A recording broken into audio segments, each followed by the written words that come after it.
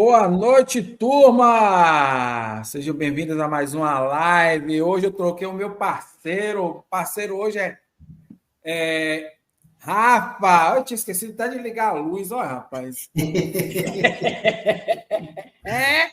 Eita, Lele! Bora ver aqui, Rafa, meu irmão, como é que tá você? Muito trabalho. Conte aí as novas para a turma, que tá todo mundo de olho em você, Rafa. Boa noite, pessoal. É um prazer estar aqui novamente aí, sempre ajudando nossa turminha aqui do De Zero a 100 Agricultura e trazendo um conteúdo massa, né? A gente tá naquele pós-Semana Santa, né, Dedê? Pós-Semana Santa, dá aquela quedinha nas vendas, a gente fica meio triste, mas trabalhando devagarzinho para a gente ir recuperando. Então, É assim, isso não só eu, aí, né, deixa eu mas muita só. gente aí do peixe está passando por isso aí também, mas faz parte do ciclo, né? Isso mesmo. Pós-Semana Santa sempre tem essa paradeira, né? É, A dá gente uma tem um convidado paradeira. muito especial aqui. Fiquem ligados que tem uma surpresa para vocês. Eu estou todo perdido. Hoje não é Luiz, que eu estou acostumado, é Rafa, nem posicionado aqui na câmera, eu estou sabendo hoje.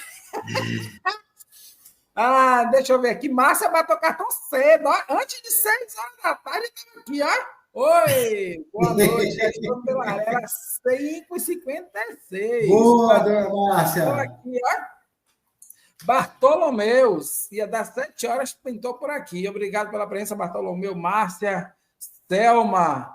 Aqui, ó, boa noite, na expectativa aqui de aprender mais um pouco com Santiago. Ó, sempre a gente aprende. Já assisti É, várias lives com Santiago. E semana passada, inclusive, assisti a live da Aquacultura Brasil, do nosso amigo Giovanni, nossa amiga Fernanda. Ele estava lá e deu um show. E teve surpresa lá na live. Quem sabe rola a mesma surpresa aqui, por né? aqui, Sabe, verdade. vamos saber de Santiago daqui a pouco. Essa Márcia aqui, ó, olha, adora surpresa. Minha Maria, Márcia é a mulher das surpresas. O Papa Whindersson Prêmio. Lira tá aqui também. Rosemary. France, estamos de olho em você para fazer uma live com a gente, hein? Quando é que a gente vai Isso trazer aí. ela? Tá na Vamos, nossa com mira, hein? certeza. Tá Oxe, na meu nome nossa é mira. Essa mulher pronto. sabe muito sobre sanidade de camarão. Quando é que a gente vai trazer essa mulher aqui? Paulo Fernando Carvalho Santana, Betina Boa. Foz e Daniel Gregório. Obrigado pela presença de todos, né? Eita, o homem está com sede. Hoje eu estou num cafezinho aqui para ver se eu acordo, porque José deu um plantão essa noite daquele jeito. Rapaz, eu não gosto de café, cara, mas se eu, Não, se mas eu, eu se vim eu tomar café pudesse, à eu noite, tomaria. mas hoje não teve jeito, não. Eu tive que tomar um cafezinho para ver. Não tomei Eu nem sou muito durante o dia para tomar de diferente. noite, para você ter ideia. Eu Deixa gosto eu do ver Red aqui. Bullzinho. Vamos trazer nosso convidado, né? Com certeza. Nosso convidado na área aqui, Santiago Benítez. Seja muito bem-vindo, meu irmão, aqui ao nosso podcast Zero Assim na Agricultura. Boa noite. Boa noite, pessoal. Obrigado pelo convite, um prestígio estar aqui, podendo compartilhar esse momento com vocês, viu? Olha quem deu uma boa noite aqui. Professor André Muniz, de Palotina, Paraná. Professor André, você faz Boa! nossa saudade também, hein? Um abração, Aí sim, professor. hein? A gente já gosta de receber Presença de peso. convidado de peso. Só aqui, a Santiago tem moral com essa turma do nosso setor, É, graças a Deus. E assim, Santiago vai trazer uma novidade para vocês daqui a pouco, pessoal. Daqui a pouco vai falar uma novidade para vocês, não é, Santiago? É isso Mas aí. antes, deixa eu mostrar logo aqui que já está aqui no meu pé, olha. Vai dar boa noite. Toda a live, José vem aqui. Hoje ele não está pronto ainda para dormir, porque dormiu até na estante, está naquele gato todo, já vem dar boa noite, olha. Tio Santiago, tio Rafael aí. Aí, tia Márcia, tá aí um bocado de gente olhando você. Dê tchau lá, ó. Ó, dê tchau. Vai pra a mamãe. carinha de treloso. Santiago, toda live ele vem aqui, quer aparecer. É incrível. Sério, Clay? Então, Santiago, Bora fala lá. um pouquinho de você aí, um pouquinho do seu histórico, da sua carreira de trabalho desenvolvido e quem sabe, um pouquinho quem sabe o que vai rolar aí a surpresa. Bom, vamos lá, Deraldo. Eu sou médico veterinário, né? Já estou começando a ficar velho, já tenho uns 15 anos de mercado.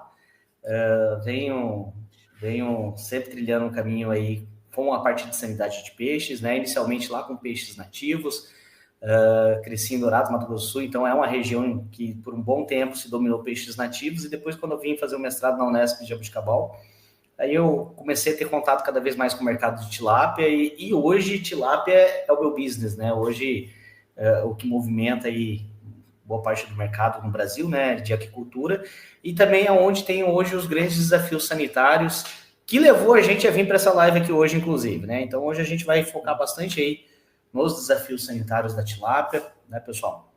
A produção de tilápia cada vez mais vem crescendo no Brasil e vai continuar crescendo. É uma espécie animal aí que tem uma habilidade de produção industrial, e o Brasil, diga-se de passagem, é um país que já tem bons históricos com um grande destaque global na produção de proteína animal, e a tilápia está entrando nesse portfólio, tá? E cada vez mais o Brasil está ganhando aí espaço no mercado internacional agora com exportação. E a gente está vendo aí pressões aí, inclusive de outros países, né, como o Vietnã, trazendo uma tilápia muito mais barata, e eu acho que, dentre pontos positivos e negativos, um dos positivos é que vai fazer todo mundo ser mais eficiente, tá joia? E o Brasil, ele sempre fez isso para toda atividade de produção animal, e naturalmente, para ser mais eficiente, a gente tem que passar pelo controle sanitário e eficiência sanitária, obter bons resultados em sobrevivência, porque um animal saudável, um animal que não está sofrendo com doença, ele tem índices zootécnicos bem superiores e maior rentabilidade para o produtor. Sim. É bem isso aí. Tá mudo, Dedê? Os microfones desligados, meu Deus do céu. É hoje, Rafa, é hoje. Já temos até perguntas aqui, mas calma, Dimitrios, daqui a pouco a gente vai estar falando um pouquinho aqui. E, inclusive, a semana retrasada tivemos a live com o pessoal da Inata sobre vacina. Que você não bateu o cartão, viu, Dimitrios? Não bateu o ponto aqui com a gente, né? Mas pode vai lá assistir, já está no YouTube, já está nos streams de áudio também à disposição de vocês para estar assistindo. Santiago deve falar um pouquinho aqui, quem sabe, de vacina também. Mas vamos lá. E só quero avisar vocês o seguinte, que é a nossa 42ª live, e o tema da nossa live é evolução das estratégias de sanidade na piscicultura, desafios atuais e o enfrentamento de novas doenças. Então, nossa 42ª live, viu, pessoal? E com o cara de peso aqui, que vai estar na Act Show com a gente. Santiago, fala a surpresa, fala a surpresa para a gente. Bom, pessoal, hoje aqui na live a gente vai estar fazendo uma ação de promoção para o curso nosso de sanidade, que já está sendo um sucesso na Act Show, né? Esse ano a Marilza, ela abriu espaço para a gente trazer uma inovação aí para a grade do evento, onde eu e o professor Henrique Figueiredo vamos estar na próxima semana compartilhando espaço para promover um curso de sanidade específico para a tilapicultura, onde a gente vai estar abordando no primeiro dia a parte de doenças de forma jovens, né, e estratégias integradas de controle dessas enfermidades, e no segundo dia a parte de doenças na fase de crescimento e engorda, também com as estratégias de controle, e trazendo alguns cases, né, de caso clínico de campo realmente para discussão na conduta clínica, na formação do diagnóstico, trazendo uma abordagem bastante ampla e holística aí para essa gestão sanitária, tá joia? E aí, no final dessa live, hoje a gente vai estar fazendo também uma promoção, um sorteio de uma participação, né, de um ingresso, tanto para a Act Show quanto para o curso de sanidade na próxima semana lá na Act Show. Tá joia, pessoal?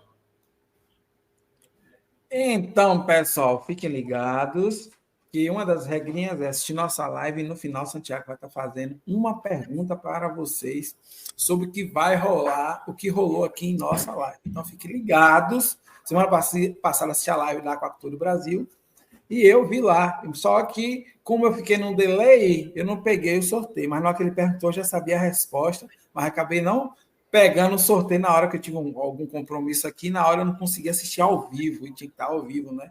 Então, fiquem ligados. Vamos dar seguimento aqui, né, a nossa live, começando com um tema aqui. Santiago, fala um pouquinho, comenta para a gente sobre o histórico da doença e sua evolução na piscicultura. A gente sabe que, ao longo dos anos, né, tinha algumas doenças e foram surgindo outras, e toda hora surge uma doença nova. Claro, não ocorre todas no Brasil, vamos dar um foco no Brasil, que é o mais importante, que é que a turma está aqui, que quer saber, mas fala um pouquinho para a gente disso. Vamos lá. A parte de enfermidades, pessoal, sempre vai ter doença nova, tá? Isso, inclusive, para outras produções animais, né? Às vezes não necessariamente um patógeno novo, mas uma variante genética nova, tá? Isso é normal porque são micro-organismos e eles evoluem naturalmente, emergem patógenos mais patogênicos e a gente sempre vai lidar com isso, tá? Então, o que determina essa dinâmica toda, essa pressão e a ocorrência de tantas doenças, né? É o crescimento da atividade, a intensificação da produção animal, tá? Inevitavelmente, quanto mais se produz animais e quanto mais se intensifica a produção animal, acaba havendo maior pressão sanitária nessa operação, né? E aí é onde a gente acaba tendo condições favoráveis para a emergência sanitária, né? Quando um patógeno acaba se destacando ou tendo alguma habilidade maior para alguma questão de mutação, algum gene de virulência, e acaba causando uma infecção de importância, de relevância, né, que impacta os índices zootécnicos, que causam mortalidade e pode, inclusive, quebrar uma operação. Mas a gente está hoje vivendo um exemplo, infelizmente, né, no Brasil, com a influenza aviária, né, que é a gripe aviária. Já surgiu uma confirmação de um foco e, por exemplo, a influenza aviária é uma doença devastadora. A hora que ela entra em um aviário, a mortalidade é muito grande em curtíssimo espaço de tempo. Questão de 1, 2, 3 dias, ela tem capacidade de matar mais de 90% de um aviário, por exemplo. Tá joia? Na piscicultura, graças a Deus, hoje, na tilapicultura, principalmente no Brasil, a gente não tem nenhuma doença com tamanha patogenicidade, tá joia? Mas a gente tem uma série de patógenos, né? E hoje, os principais patógenos que acometem a produção de tilápia são os patógenos bacterianos, tá joia? Então, as doenças bacterianas, elas constituem-se nos principais desafios sanitários da produção de tilápia no Brasil, e nós temos uma doença viral também de alta relevância, tá joia? E dentre as doenças bacterianas, né, na verdade, qualquer doença, o nível de importância que a doença tem para o setor é de acordo com quanto que ela impacta financeiramente, tá joia? Então, se uma doença ela impacta a perda de animais na fase de crescimento e engorda, animais grandes, acima de meio quilo, acaba sendo uma doença muito mais impactante, tá? Porque o animal de meio quilo, ele já comeu muita ração, o animal de 800 gramas, 1 quilo, já comeu muita ração e custa muito cara a ração. Então, tradicionalmente, as doenças que acometem a fase, o terço final de engorda, são as doenças de maior impacto para a operação de piscicultura. E hoje, dentre as doenças que matam tilápias no Brasil, nessa gramatura, se destaca os estreptococos, tá joia? Nós temos várias espécies de estreptococcus no Brasil, onde o Streptococcus agalacti é o principal agente, e o Streptococcus agalacti, nós temos o sorotipo 1B, que está presente no Brasil inteiro, tá? Esse é o principal agente infeccioso para tilápia no Brasil hoje, agente bacteriano. Nós temos também o sorotipo 3, que ele só tem relevância epidemiológica e circulação ativa no Nordeste brasileiro, tá joia? E isso é um caso que intriga bastante, né, a gente, porque o sorotipo 3 ele teve os primeiros surtos, né? Eu acompanhei alguns dos primeiros casos, por exemplo, no Piauí, em outubro de 2016, tá joia? Então ele já está aqui há quase 10 anos no Brasil e ele circula ativamente no Nordeste. A gente tem algumas notícias de focos fora do Nordeste, mas ainda não ganhando grandes proporções de alta circulação como ocorre no Nordeste, tá joia? Então hoje a relevância para o sorotipo 3 é o Nordeste, tá? E a hora que eu comparo patogenicidade de sorotipo 3 com a patogenicidade de sorotipo 1B, tranquilamente eu digo que o sorotipo 3 é o sorotipo mais agressivo que circula em território nacional, tá joia? Fora do Brasil, nós temos outros sorotipos que parecem ser muito mais patogênicos, como o sorotipo 1A, que circula na América Latina, nos outros países produtores de tilápia na América Latina, como a América Central, tá? México, né, que é a América do Norte, e países da América Central e Colômbia, tem circulação do sorotipo 1A, de um ST7, que é muito mais patogênico, um ST, que é um tipo de sequência, um genótipo, que emergiu há poucos anos, tá joia? E ele também é bastante agressivo, mas por sorte, por barreiras e por controle sanitário na importação de peixe no Brasil, hoje esse sorotipo ele não faz parte da nossa rotina de diagnóstico, tá joia? Existem outros sorotipos diagnosticados no Brasil com menor relevância, o próprio sorotipo 1A nós temos no Brasil, uma variante genética dele bem menos patogênico, com baixíssima relevância epidemiológica, tá? E nós temos sorotipos 2, por exemplo, que já teve diagnósticos pontuais em peixes nativos, enfim, que não tem uma relevância sanitária para a tilápia, tá joia? Na sequência, lactococcus, né? Lactococcus é uma doença que emergiu no Brasil, já vai completar 5 anos de emergência do primeiro foco de lactococcus no Brasil, e o lactococcus também acomete o animal no terço final de engorda. Então, acaba sendo uma doença de alto impacto, né? E quando emerge uma doença nova, que ele encontra um plantel que a gente chama de naive, né? Um plantel naive é um animal virgem, né? Ele nunca encontrou, nunca viu esse patógeno antes, então ele não tem nenhuma imunidade para esse patógeno. Então, quando chega uma doença nova, como o lactococcus numa fazenda, nos primeiros meses, a doença ela domina o cenário de diagnóstico. De repente, você só isola lactococcus, tá joia? E isso vai mudando com o tempo, né? À medida que entra os programas de vacinação, tá? O lactococcus é uma doença que responde muito bem às vacinações, tá joia? As outras doenças, até mesmo bacteriana, como a Edwardziella, como uma Francisella, elas são importantes, ela tem sua relevância, porém ela mata mais peixe pequeno, né? E peixe pequeno, ele tem um impacto, lógico, no escalonamento da produção, mas o impacto financeiro imediato relacionado com a morte do animal não é tão grande quanto um Streptococcus, quanto um Lactococcus, tá joia? E da mesma forma, o ISQNV. O ISQNV é uma doença de forma jovem, embora a gente acaba detectando o vírus durante quase todo o ciclo de produção do animal, mas o grande impacto do ISQNV está na forma jovem, tá joia? Então ele tem sim o seu impacto, mas o impacto do ISQNV em termos financeiros, quando morre o animal, ainda não é tão grande quanto o de Strepto e um Lactococcus que mata o peixe maior, tá joia? Só que eu acredito que a gente subestima muito o impacto do ISQNV, porque o produtor ele sempre ele tem um costume, né, de identificar o impacto, a perda, só naquele peixe que morreu pelaquela doença. E o ISQNV ele tem outras formas de induzir perda. Por exemplo, ele causa uma imunodepressão, uma imunossupressão um animal muito grande, porque ele ataca órgãos essenciais de produção de imunidade, produção de sangue do animal. Então, ele acaba imunocomprometendo esse animal e, muitas vezes, essa imunossupressão acaba limitando a resposta de vacinas, independente de marca, da joia de vacina. Aí, um animal que foi imunizado num período de alta pressão por ISQNV, muitas vezes ele não consegue desenvolver uma boa resposta imune efetiva e duradoura ao ponto de ter uma boa imunidade no período que esse animal está no terço final da engorda, aonde vem maior pressão por Strepto e Lactococcus, e esse animal pode ficar mais suscetível e contribuir para as falhas de vacinação, né, para essas doenças bacterianas. Então, esse é um problema que a gente hoje não consegue dimensionar e transformar ele em número. Tá joia? Tá no mudo, meu amigo. Tá no mudo, é porque eu mudei aqui para a casa de José. Então, temos algumas perguntas aqui, eu vou estar, daqui a pouco, fazendo sobre elas, que a gente está, né, direcionando a nossa live, mas quando tiver mais próximo do tema que a gente já tiver, de Santiago. Rafa caiu de novo. Eu acho que a topada dele foi grande, viu? Acho que a internet dele está uma droga lá em Paulo Afonso hoje. Será que está chovendo em Paulo Afonso? Dimitri, está chovendo em Paulo Afonso, meu irmão? Você que está por aí? Me diga aí.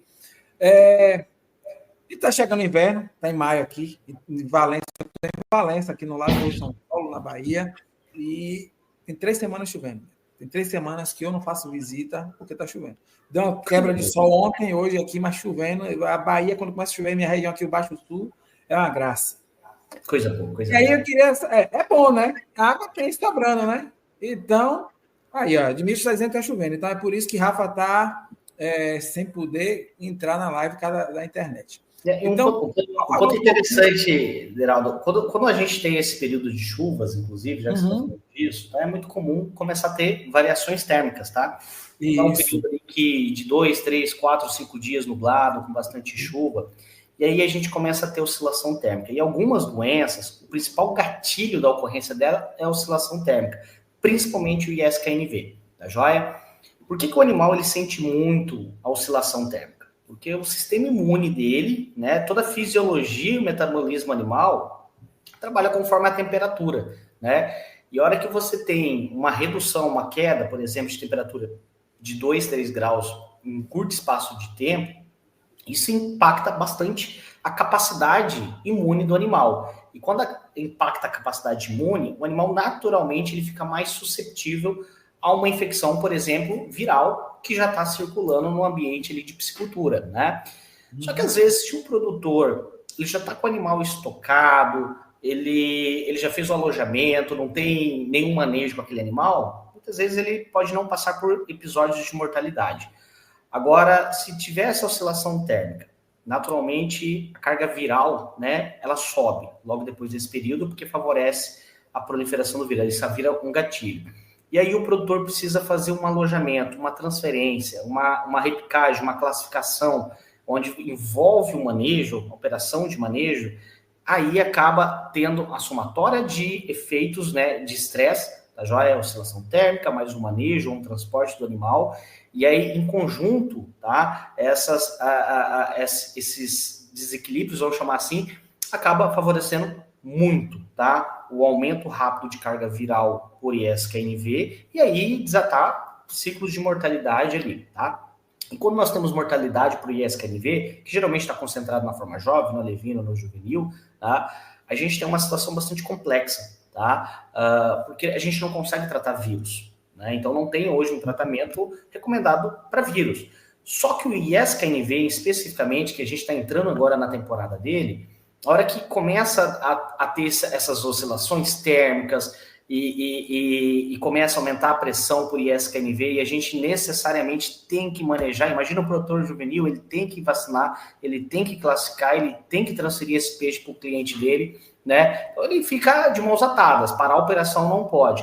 E aí começa a ter as perdas e começa a ter também co-infecções, né? O ISKNV é uma doença muito comum de se encontrar associada com outras doenças bacterianas, tá? E como a gente fala que, são doenças de forma jovens, então o ISKNV, como ele faz maior pressão, induz maior pressão na forma jovem, nesse período começa a vir as co-infecções por doenças bacterianas também de forma jovem, como, por exemplo, Edwardziella por Sudeste, né? Eu confesso, pessoal, que eu já estou uns 2 anos sem ir para o Nordeste, talvez. Eu não sei como que está mais a questão epidemiológica do Nordeste, acerca principalmente de Edwardziella. Mas a época que eu circulava no Nordeste bastante, questão de 2 anos atrás, eu circulava muito no Nordeste, Edwardziella a gente detectava, mas não era um grande problema. Diferentemente do Sudeste, tá? O Sudeste, a Edwardziella tem uma relevância epidemiológica gigantesca hoje, e hoje a Edwardziella ela se sobrepôs à Francisella. A Edwardziella é muito mais relevante e importante para as operações de produção de forma jovens do que a própria Francisella, tá joia? E aí, como a gente encontra essas situações de co-infecção, né, de ISKNV, Edwardziella, aí necessariamente entra os protocolos de tratamento com antibiótico, tá joia? Só que o tratamento com antibiótico não vai resolver em nada o vírus. E não vai, né? Antibiótico não é desenhado para controlar vírus, não existe nenhuma ação contra o vírus. Os produtores entram com antibiótico focado nas infecções, nas co-infecções, né, associadas ali ao ISKNV. Só que aí a gente entra no dilema, porque quando a gente tem pressão de vírus associado com pressão de bactéria, os tratamentos não são muito efetivos. A gente não consegue uma boa resposta ao tratamento.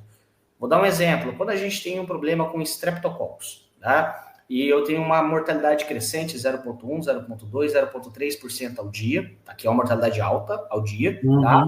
Depois que a gente entra com o protocolo de antibiótico na ração, desde que seja uma cepa de bactéria susceptível àquele tratamento que você está fazendo, dentro de 4, no máximo 5 dias de tratamento, a gente tem uma redução drástica da mortalidade, tá joia?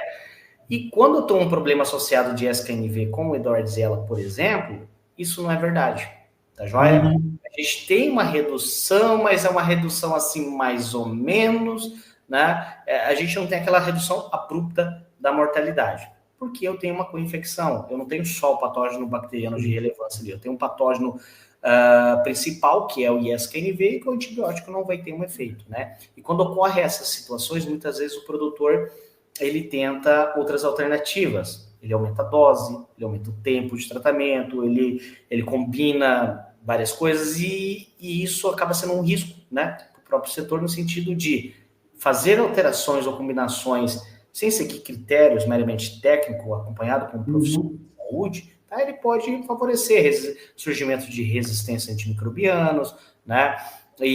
ou até mesmo de levar a impacto sobre a saúde do animal por estar utilizando medicamento fora ali de uma condição de segurança para o próprio animal. Isso pode acontecer, tá, pessoal?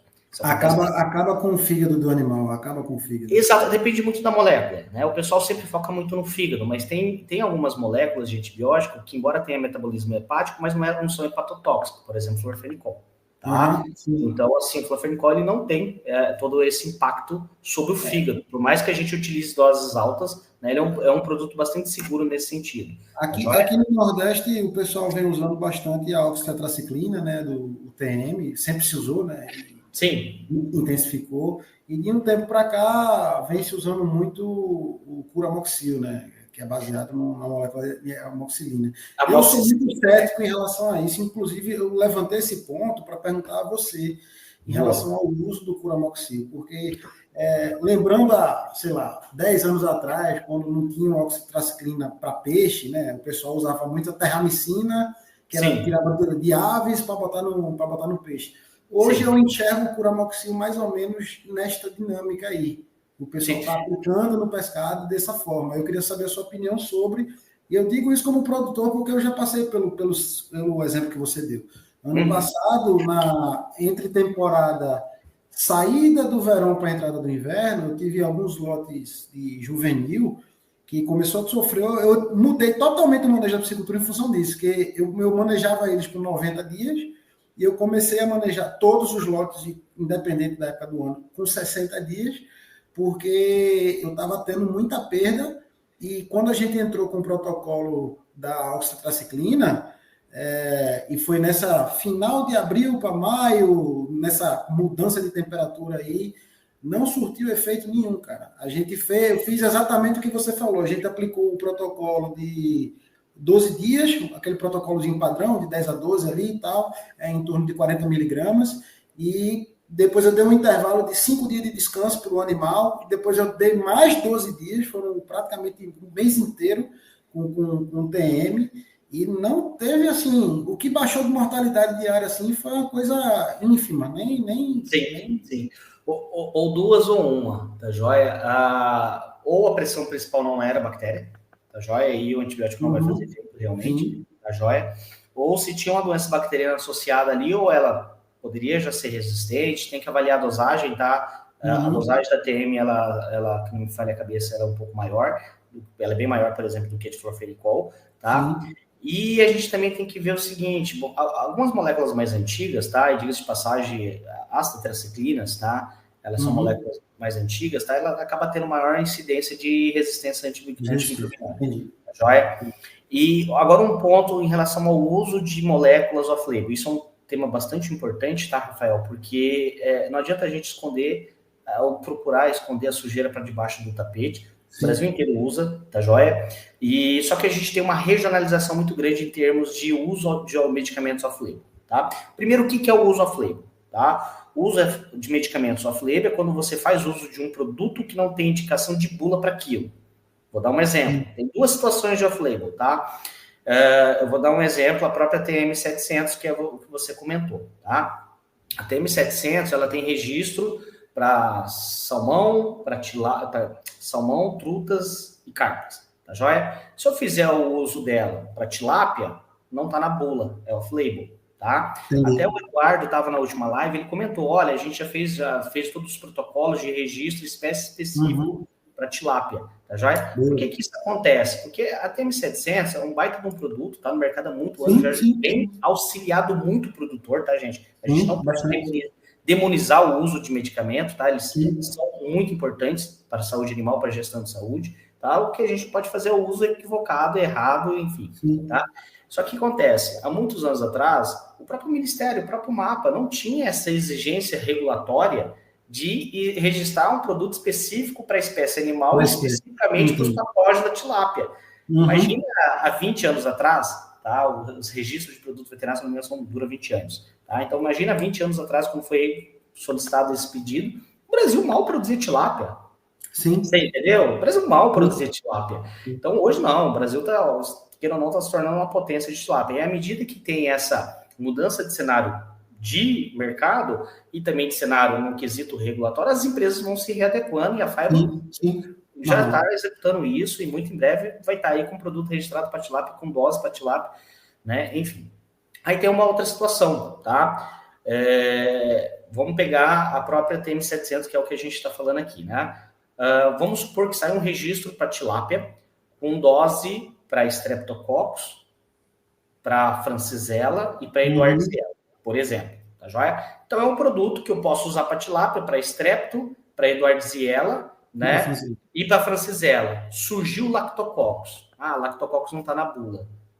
E se eu fizer o uso? Off-label, né? Naturalmente, mas tem premissas que o profissional de saúde pode fazer essa indicação, ainda mais qualquer preocupação quando a gente usa um medicamento off-label, tá?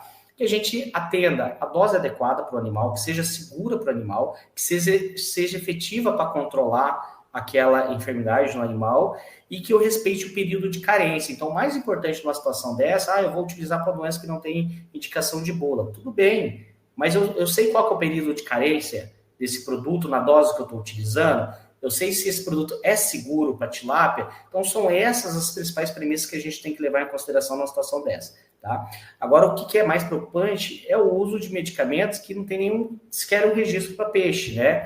Como as amoxicilinas hoje, as hemofloxacinas, norfloxacina. Gente, alguns produtos, tá? Eles têm um impacto muito grande para a saúde humana, porque são classes de antimicrobianos, tá? Que ela tem alta relevância, tanto para a saúde veterinária, quanto para a saúde animal, né, quanto para a saúde humana. Então, a gente tem que fazer o uso responsável desses medicamentos, a gente não pode demonizar o uso, mas também a gente não pode banalizar o uso desses medicamentos, tá? Eles auxiliam muito, são promotores realmente de saúde nos animais numa situação de surto, tá joia? Só que é para isso que a gente tem que utilizar, tá bom? A gente não pode utilizar antibiótico, por exemplo, como a muleta para resolver problemas de manejo. Sim. É muito importante você frisar isso, porque principalmente aqui para o pessoal do Nordeste, eu espero que tenham colegas produtores aí assistindo, porque a gente tem, assim, óbvio que você não vai ficar citando nomes, nem apontando para lá ou para cá, mas a gente tem muitos casos desse por aqui, que o pessoal às vezes prefere meter antibiótico do que usar uma vacina, por exemplo. E aí usa o antibiótico como medida preventiva, e aí ele entra no ciclo do custo e entra no ciclo do arraçoamento normal. Todo dia que chegar o peixe é 15 dias de antibiótico, antes de manejo mais 15, e assim banaliza o negócio, como você falou. Então é importante o pessoal ter essa visão de que tudo que a gente faz, principalmente com peixe, cara, que está em águas da União, né? A gente está em tanque-rede, no reservatório, não impacta só na nossa produção, não é só na minha propriedade. Se eu faço um manejo errado de antibiótico, eu provoco uma mutação de resistência, óbvio, ao longo do tempo, não acontece do dia para a noite, eu estou impactando a minha piscicultura, a do meu vizinho, a do investidor novo que está entrando, a piscicultura do fulaninho, a associação de peixe.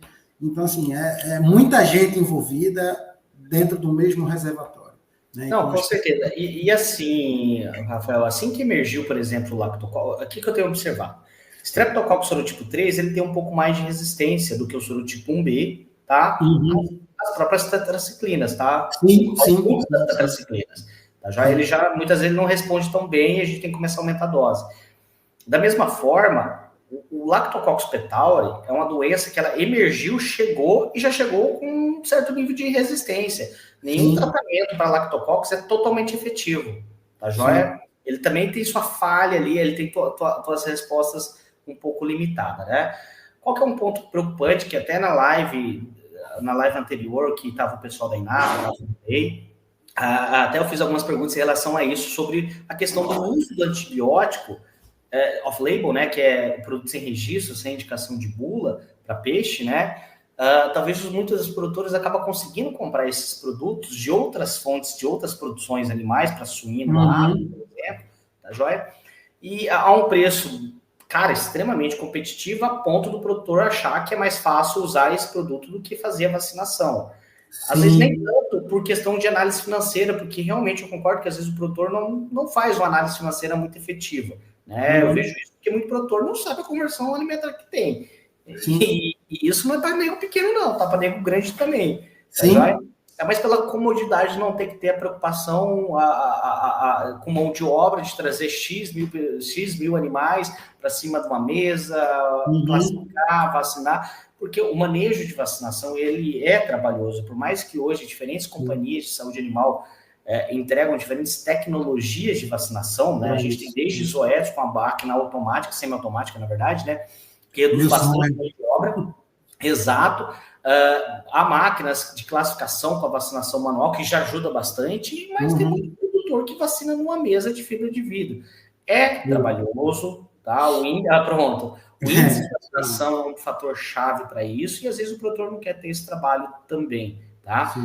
Por exemplo, aqui em Santa Fé do Sul, pessoal, tem época que dá muito trabalho para conseguir uma mão de obra, né? Um cara para ajudar a lavar tanque, um cara para passar uma rede numa despesca de alevino, por exemplo. Cara, é incrível como mão de obra, às vezes, a gente passa apurado por aqui, tá joia? Então, isso também é uma dor do produtor, tá joia? Mas, por exemplo, o NAC Show desse ano, pessoal, voltando até aqui na NAC Show, vai ter uma empresa, quem circular na NAC Show, pessoal, vocês vão procurar o stand de uma empresa que está trazendo uma máquina automática do Chile, tá? Um outro fornecedor, achei bem interessante, andei conversando com ele, e eu acho que é algo bem bacana, fico feliz de ver isso, porque mostra que o mercado, cara, está se movimentando, está trazendo tecnologia. Um pouco antes da gente entrar aqui na live, estava conversando com o Rafael sobre o uso de inteligência artificial para gestão, né, para suportar na gestão da piscicultura, e eu acho que é isso aí, as coisas vão acontecendo, a gente vai melhorando, e na medida que nossa atividade vai crescendo, ela vai se profissionalizando, tá joia?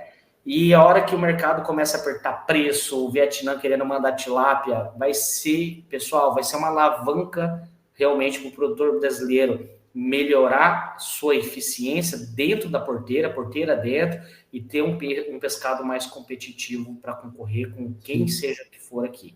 Afinal de contas, pessoal, uma questão que eu venho conversando com alguns colegas do setor, tá?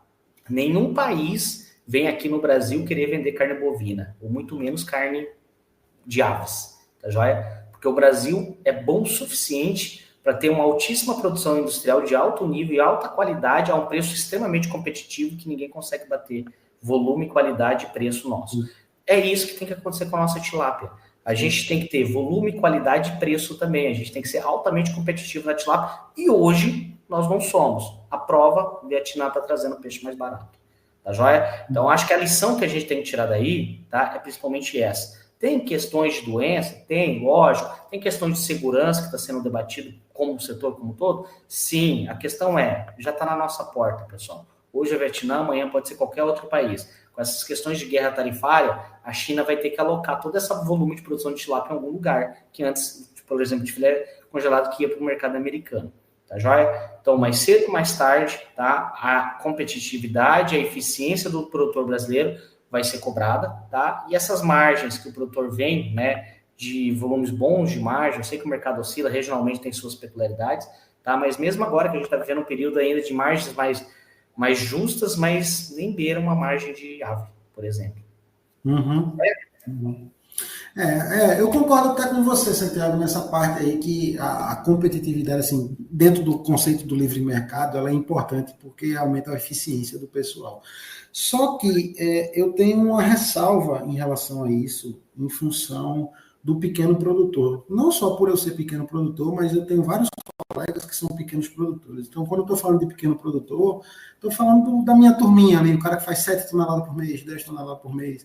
O cara, às vezes, não tem aquele caixa, às vezes o cara não tem como alavancar um capital num banco, uma coisa. Então, como é que esse cara vai conseguir se ajustar ao mesmo tempo que o mercado vai mudando, e como é que ele vai conseguir se tornar competitivo? Então, assim, para o cara que é grande, beleza, isso aí em 6 meses, 1 ano, dentro de um ciclo ou outro, chega uma tecnologia nova, feito que você estava dando um exemplo aí, o cara implementa, tal, ano que vem já é outra coisa. Mas o cara que é pequenininho, cara, eu acho que vai ser muito difícil. Rafael, você sabe onde que está o maior diferencial do pequenininho, cara? Poxa, eu tenho uma experiência aí recente, tá? Onde a Brasília Fish tem 7 unidades de engorda, tá? 4 delas próprias, tá? E 3 de... Não, agora são 8, tá? São 4 próprias e 4 de integrados, tá? tem integrado pequenininho, 30, 50 toneladas ali, e isso para aqui, para nossa região, é pequeno, tá? É pequeno, né? Para a região de você é pequeno. Sim, pequeno. Cara, os caras menores são os mais eficientes. Então, as menores taxa de conversão alimentar o processo familiar da piscicultura, tá? Permite o cara fazer uma gestão de dono ali, que é diferente de uma grande operação, exato, que é diferente de uma operação que tem 20, 30, 50 peão ali dentro, tá joia? Quando é o dono tocando a operação, ele consegue eficiência em coisas que o grande não consegue. Então, tem pontos positivos e negativos para os dois lados, você ser pequeno e você ser grande. E hoje o maior custo do pequeno, naturalmente, de todo produtor, não só do pequeno, é a ração. Sim. E é na estratégia de arraçoamento que o pequeno exerce aí o seu maior diferencial, tá? Fazer um bom arraçoamento, fazer maior frequência de arraçoamento para melhorar a conversão alimentar desse animal. Quanto mais espaçado for esse arraçoamento, pessoal, menor é a pressão por estreptococcus e lactococcus no período do verão, tá joia? É isso que eu ia perguntar agorinha, assim. Queria que você discorresse um pouco mais sobre a relação entre nutrição e sanidade, cara, porque eu bato muito nessa tecla, nossa colega Dandara também bate pra caramba no pessoal nisso aí no grupo, justamente porque a gente enxerga como a nutrição, uma boa nutrição, dentro de um bom manejo alimentar de frequência e tudo mais, como um protocolo, assim, muito preventivo de várias condições sanitárias adversas que podem vir dentro do cultivo. Não, com certeza, Rafael. Eu acho que um ponto muito bacana, a gente tem 2 pontos aí. Uma questão é nutrição e estratégias nutricionais para fazer gerenciamento sanitário. E a outra questão é gestão alimentar, tá joia? Vou começar pela gestão alimentar, que eu acho que tá mais fácil, tá? A gente falou da Cadoma antes de começar a live, né? A Cadoma é uma empresa, pessoal, para quem não conhece, é uma empresa que ela oferece... Oi? Deixa eu só, já que eu estou vendo que você vai puxar, deixa eu só puxar esse tema aqui para a gente já começar a discutir. Comentar sobre a evolução das estratégias, medidas profiláticas e tratamentos que podem ser adotados para enfrentar esses desafios sanitários que hoje a gente enfrenta. Já estou vendo que você está encaminhado para esse tema, eu já vou puxar, porque eu estou dependendo de puxar esse tema para fazer algumas perguntas que o público já fez. Não, bora lá. Bora lá. Mas, isso daqui vai cruzar com a Cadoma também, só para seguir a linha de raciocínio. A Cadoma é uma empresa, pessoal, que fornece tecnologia de alimentadores automáticos com sistema de monitoramento ambiental integrado, tá joia? E eu tive vendo alguns dados junto com o André há pouco tempo atrás, tá joia? E assim, ele entrega a mesma ração que o produtor já utilizava antes, né? E ele, na verdade, tem alguns comparativos entre gaiolas com alimentadores automáticos, gaiolas na mesma piscicultura com a mesma ração, sem alimentadores automáticos. O que muda? O regime de alimentação desses animais. Então, o manejo alimentar muda. É a mesma ração, mesma genética, mesmo ambiente, gaiolas com a mesma dimensão. O único fator que mudou foi o manejo alimentar, tá joia? Por quê? O manejo alimentar nas gaiolas sem o alimentador, você fazia ali 3, 4 raçoamentos, tá joia, por dia. Em média é isso, algumas pisciculturas são um pouco mais, outras um pouco menos. E o que acontece quando a gente faz poucos raçoamentos com grande volume de ração, pessoal? Você vai na beira do tanque com barco, os peixes já vêm se matando assim, ó. Um passando por cima do outro, para saber quem que vai pegar a primeira bocada de ração. Por mais que é muito bonito, sim. Mas no ponto de bem-estar animal em ambiência, isso não é legal. Que está tendo disputa pelo alimento. É importante não ter disputa pelo alimento, tá joia? E o animal está tendo um desgaste energético para pegar o alimento. Então, ele está deixando de crescer, tá? Ele está se estressando por isso, tá joia? E aí você vê que isso é fato, que quando você vai para as gaiolas que tem alimentador automático, eu não vou lembrar quantos tratam o animal com alimentador automático por dia.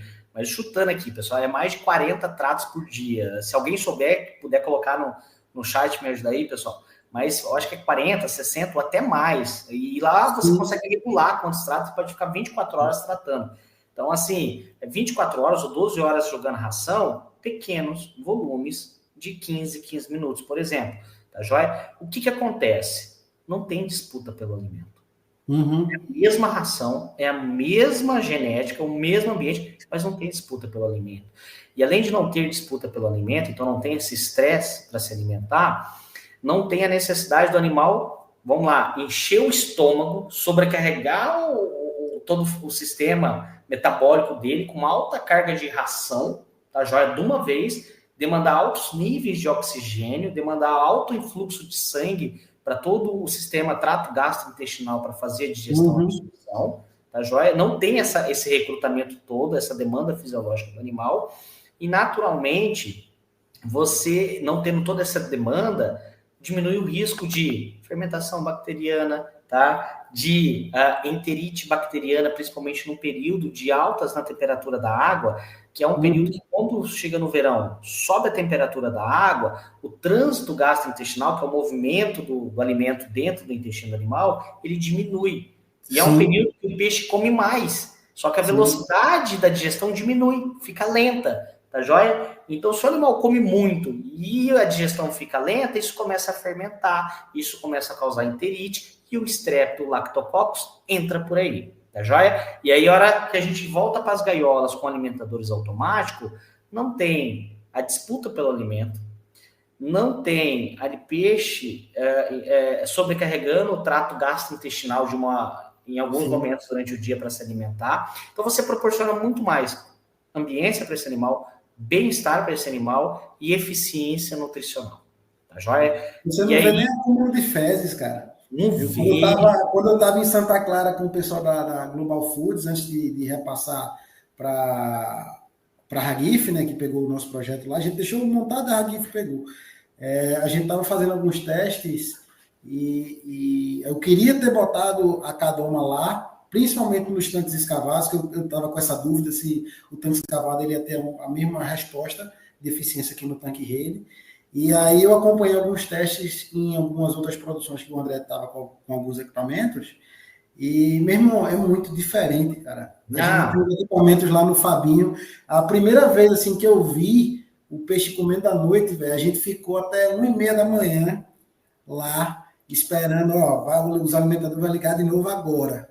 A gente pegou o barco, a lanterna, 1h30 da manhã, aí fomos lá, aí eu esperando ver um negócio, né, mágico. Aí você vê a ração caindo de pouquinho, às vezes você nem escuta, aí você não vê o peixe em cima. Aí, para mim, assim, no início foi uma estranheza. Eu mesmo tem alguma coisa errada com esse tanque aqui. Essa porra tá funcionando? Isso não é normal, não. Esse peixe tá doente, não tá funcionando, não, esse negócio. Não. Sim. Só que depois, quando você puxa os dados para você ver o que foi ofertado, o que comeu, e você tira uma amostra ali para fazer uma biometria, e você vê que o peixe cresceu na hora que você bate o olho no animal, aí você fica assim, eu fiquei maravilhado, desde essa época ali, 2019, 2020, que eu preciso botar um negócio desse para funcionar assim comigo. E graças a Deus eu estava conversando com você antes da live, na pré-live, né?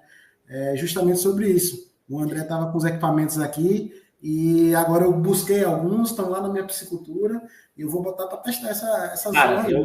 Rafael, eu acredito que está aí uma forma de melhorar bastante a eficiência e impactar muito, tá, na redução de pressão sanitária, tá? E a gente tem que lembrar que pressão por Streptococcus e Lactococcus no verão, tá, ocorre principalmente pela eliminação da bactéria pelas fezes. Pelas fezes, sim. Porque Streptococcus e Lactococcus são bactérias do trato gastrointestinal da tilápia, tá? Sim. Quanto mais o peixe defeca, tá? E quanto mais o peixe tem problema de enterite, êxtase, que a gente fala que essa redução do fluxo, né, do alimento no trato gastrointestinal, mais fermenta e mais produz bactéria que vai ser liberado no ambiente. Se a gente eliminar isso por meio de um ajuste, uma modificação no manejo alimentar, a gente não falou em mudar a ração, pelo amor de Deus, a ração é a mesma, tá? A gente traz uma eficiência. Mas, focado aqui na pergunta que Deraldo apresentou aqui para nós, né? Quais são as evoluções no manejo sanitário que a gente tem passado? Sem sombra de dúvidas, pessoal, um deles é vacinação, tá? O Brasil hoje é o país que mais vacina tilápia no mundo, tá? Por qual motivo? Porque é o país que mais produz tilápia em tanque-redes no mundo também, tá joia? A China é o maior produtor global? Sim, quase 100% está produzindo viveiro escavado. A Indonésia também, o grosso da produção da Indonésia está no viveiro escavado. O Egito, o maior produtor de tilápia da África, tá? Tudo viveiro escavado, gente. Qual que é o maior produtor do mundo de tanque rede? Brasil, tá joia? E depois, pessoal, vai para outros países da América Latina, tá? Colômbia, tá joia? Colômbia é o segundo maior produtor de tilápia no mundo em gaiolas, tá joia? E o Brasil, acredito que pelo menos um terço, pelo menos um terço da produção nacional, na verdade, eu acho que é 50% já se brincar, é ao contrário até, viu, pessoal? Tá em produção em viveiro escavado também. O Brasil também adota a produção em viveiro escavado. A região sul, praticamente inteira, é viveiro escavado, com exceção do Paranapanema, sudoeste ali do Paraná, que tem algumas produções de tanque redes, mas assim, o grande volume é realmente em viveiro escavado. E produzir tilápia em viveiro escavado, pessoal, a pressão sanitária é muito maior por questão de densidade, né? É uma produção super intensiva. Você trabalha com um volume de animais por metro cúbico muito alto, que você nem sonha em colocar no viveiro escavado, tá joia? Por exemplo, é comum, tá? Numa gaiola 6x6, você trabalhar ali com 70, 60 animais por metro cúbico, tá joia? E no viveiro escavado, quando você vai trabalhar ali, talvez uma densidade média no viveiro escavado é 5, 6, 7, 8. Tem um ou outro produtor que trabalha com volume bem maior, né? Mas eu acho que 5 a 6 seria uma média, por exemplo, do sul do Brasil, principalmente do Paraná. E isso é por metro quadrado. Se tu cubicar, vai cair para 4 animais por metro, entendeu? Então não tem como comparar uma pressão sanitária de 4 animais por metro para 60, 70, 80 animais por metro. Tá? Sanitariamente falando, não tem como comparar. É óbvio que a pressão sanitária vai ser maior no tanque rede. E aí, só que também tem suas benesses da produção de tanque rede, né? Só que o produtor, para trabalhar no tanque rede, ele necessariamente precisa utilizar as ferramentas de imunização, de vacinação, tá joia? E o Brasil, pessoal, além de ser o país que mais vacina tilápias no mundo, e a tendência é cada vez mais vacinar, também é o país que tem o maior número de fornecedores de vacina para tilápia, tá? Hoje, no mercado nacional, nós temos 8 indústrias veterinárias que fornecem, dentre vacinas licenciadas, a vacinas autógenas, tá joia? Então, assim, por falta de produto, o produtor não deixa de vacinar. Isso é bacana, né? Ah, não gosto da empresa A, eu não gosto do vendedor da empresa B. Beleza, você tem 8 opções, meu amigo. Desculpa para não vacinar, não tem, né? Não tem mesmo, não. E o pessoal ainda faz um trabalho assim de pós-venda e o pré-venda muito bom, assim, eu conheço aqui da região, que a galera vai lá, te dá um suporte técnico, quando você precisa, o pessoal coleta os animais para ir fazer algumas análises, bicho, realmente tá ruim, ajuda com alguns protocolos até da questão do antibiótico que você falou, eu já recebi muito conselho, bicho, tá morrendo, eu não sei o que é que eu faço mais, não, Rafa, vamos aí, a gente dá uma coletada em alguns animais, manda para o laboratório e tudo mais. Então, assim, vale super a pena ter essas pessoas próximas do cultivo, tá? Vale super a pena vacinar. Hoje, a vacina, principalmente voltada, né, para as questões bacterianas, está num preço acessível, não é fora da faixa, assim.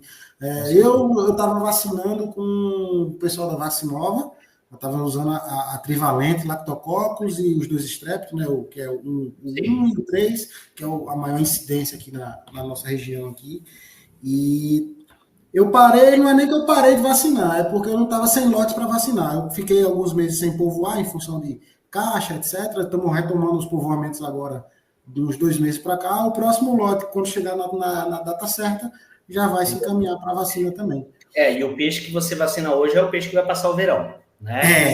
Exatamente. Essa é a questão. Exato. E para fechar essa pergunta aqui do Deraldo, pessoal, qual que é a outra grande evolução que a gente teve nesses últimos anos para a gestão sanitária? Aí eu falo que é a nutrição, tá joia?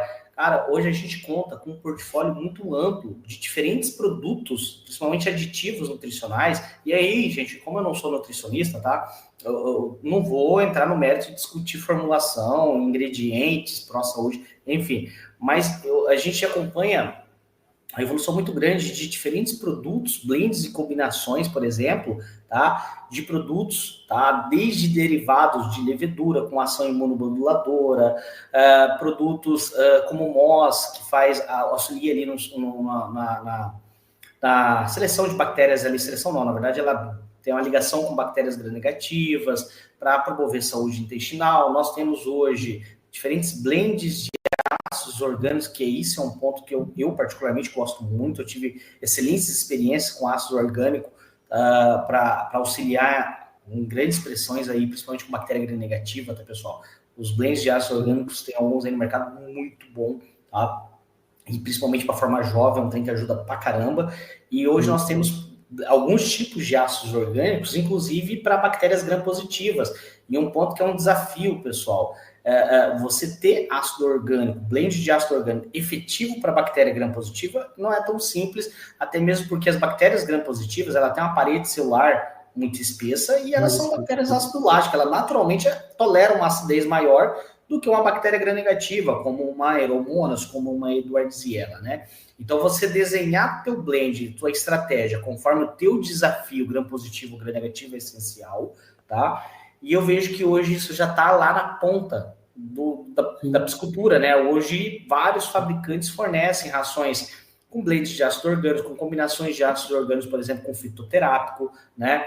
Nós temos diferentes fornecedores hoje de aditivos, tá? Que entrega fitobiótico, entrega minerais orgânicos que, em conjunto, pessoal, a gente consegue orquestrar e modular uma saúde intestinal, reforçar a imunidade do animal, que junto com uma estratégia adequada de manejo alimentar, tá? E ajustes para o período de estresse térmico, que é o verão, né? A gente tem uma estratégia nutricional de formulação realmente de ração, mais adequada para um período de estresse térmico, mais um programa de vacinação, mais necessidades adequadas, trabalhando com foco em ambiência, em bem-estar animal.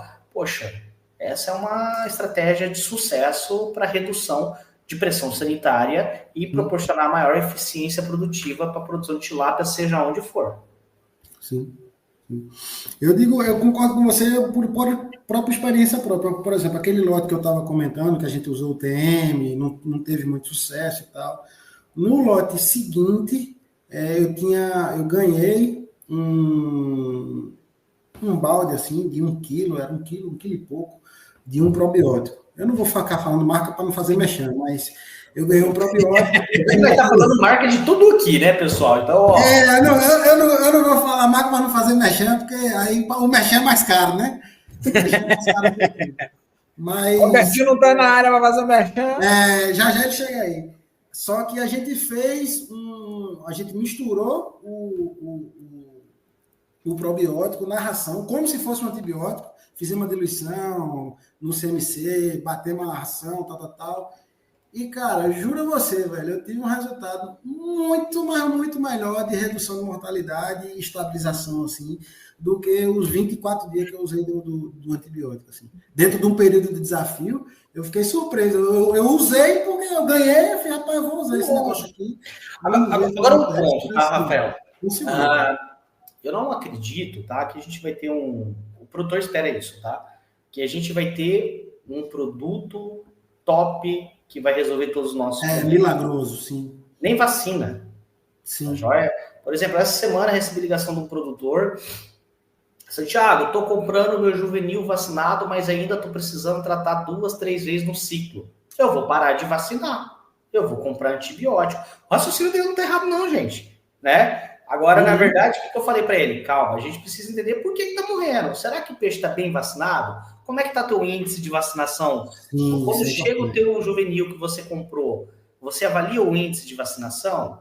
Você vê a pérola vacinal no animal? Tá joia? Se você chegou, recebeu o alevino, o juvenil, quer dizer, você viu que ele tá com um bom índice de vacinação. Aí vem a pergunta, Santiago, o que é um bom índice de vacinação? Tá? Um bom índice de vacinação, pessoal, para você ficar tranquilo, 95% acima. Qualquer número abaixo disso não é bom. Tá joia? Santiago, mas não, dá 100%. O cara que fala para mim que é 100%, eu já sei que ele não sabe fazer análise ou ele não faz análise. Não existe índice de vacinação de 100%. Não existe. Não, eu abri e deu 100%. Quantos peixes você abriu, meu amigo? 5, 10? Para. Tá joia? E você tem que abrir isso na rotina, tá? Fechou um lote, galera, sem peixe. Abriu outro lote, mas sem peixe. Santiago, eu fiz 5 lotes esse mês. Você vai matar 500 animais. Tá joia? Não, vou abrir menos. Você abre menos, você diminui tua acurácia. Tá joia? E o melhor, pessoal, faz índice de vacinação, registra, tenha controle. A hora que chegar no verão, começou a aumentar a mortalidade, antes de você encher o saco do seu fornecedor de vacina, vamos olhar como é que estava o índice de vacinação, porque índice de vacinação é responsabilidade do produtor, né? Então, vem cá, poxa, esse lote aqui está morrendo mais. Será que ele está com bom índice de vacinação? Aí o cara vai lá, puxar no registro, porra, esse daqui deu 82% de índice de vacinação. Sim. Tá? E assim, o que acontece, pessoal? Isso é comum, mais comum do que todo mundo imagina. Sim, muito. Tá? Eu já peguei grandes operações, grandes operações, que a hora que eu vou fazer índice de vacinação, ou o nosso time vai fazer índice de vacinação, bate 75, 76, 82, aí o povo começa a assustar, né? Não, mas eu abri na hora, lá na máquina, estava bom. Pessoal, fazer índice de vacinação na hora que o pessoal está vacinando, tá errado. Todo mundo melhora a qualidade na hora que tem alguém abrindo na hora. Você tem que determinar índice de vacinação depois que acabou a vacinação do lote. Uma semana depois você vai lá, tira 5 peixes por gaiola, 10 peixes por gaiola, aí sim você determina o índice de vacinação. E você tem que começar a condicionar a premiação da tua equipe pelo índice de vacinação. Você resolve o problema de índice de vacinação. Olha aí, ficar com a dica aí. Ó. Pois é. Mas é por aí, tá joia? E a hora que dói no bolso para todo mundo, show, tá bom? E assim, é muito comum você encontrar índice de vacinação ruim por aí. Tá joia, pessoal? Sim. A vacina, ela não vai proteger 100%, nenhuma vacina protege 100%, tá? Mas o produtor tem que estar seguro que a parte dele, que é o manejo de qualidade de vacinação, está sendo muito bem feito. Sanidade é um conjunto. Tiago, vamos para algumas perguntas que a gente ainda tem nos nossos outros temas, mas deixa eu fazer já algumas perguntas relacionadas ao que você já falou aqui. A gente vai para a nossa pergunta do nosso amigo Jimmy aqui, que apareceu logo no início, e ele pergunta, é uma coisa que a gente tratou na live há 15 dias atrás. Boa noite a todos. Santiago, como está a produção de vacinas para alevinos? Imersão, tem novidade? Vamos lá, Jimmy. Um abração, Jimmy. Bom, pessoal, vacina de imersão, a gente tem um problema tecnológico, na minha opinião, tá ok? É uma estratégia que funciona, tá? Já temos várias confirmações, inclusive chancelamento acadêmico, tá? Então, como que ela funciona, tá? É uma vacina de mucosa, tá? Você estimula a mucosa do animal via brânquia, pele, narina. O peixe que está imerso na vacina de imersão, ele ingere e ele acaba estimulando também a mucosa do sistema do trato gastrointestinal, né? Ela tem o seu benefício e estimula uma defesa de mucosa. Só que aqui a gente tem um problema. A defesa que ela gera é uma defesa de mucosa, não uma defesa sistêmica. O que é uma defesa sistêmica? Uma defesa sistêmica é quando eu injeto uma vacina na barriga do animal, tá? Que é a vacina injetável. Aí eu consigo orquestrar uma resposta forte, sistêmica, duradoura no animal. A vacina de imersão, não.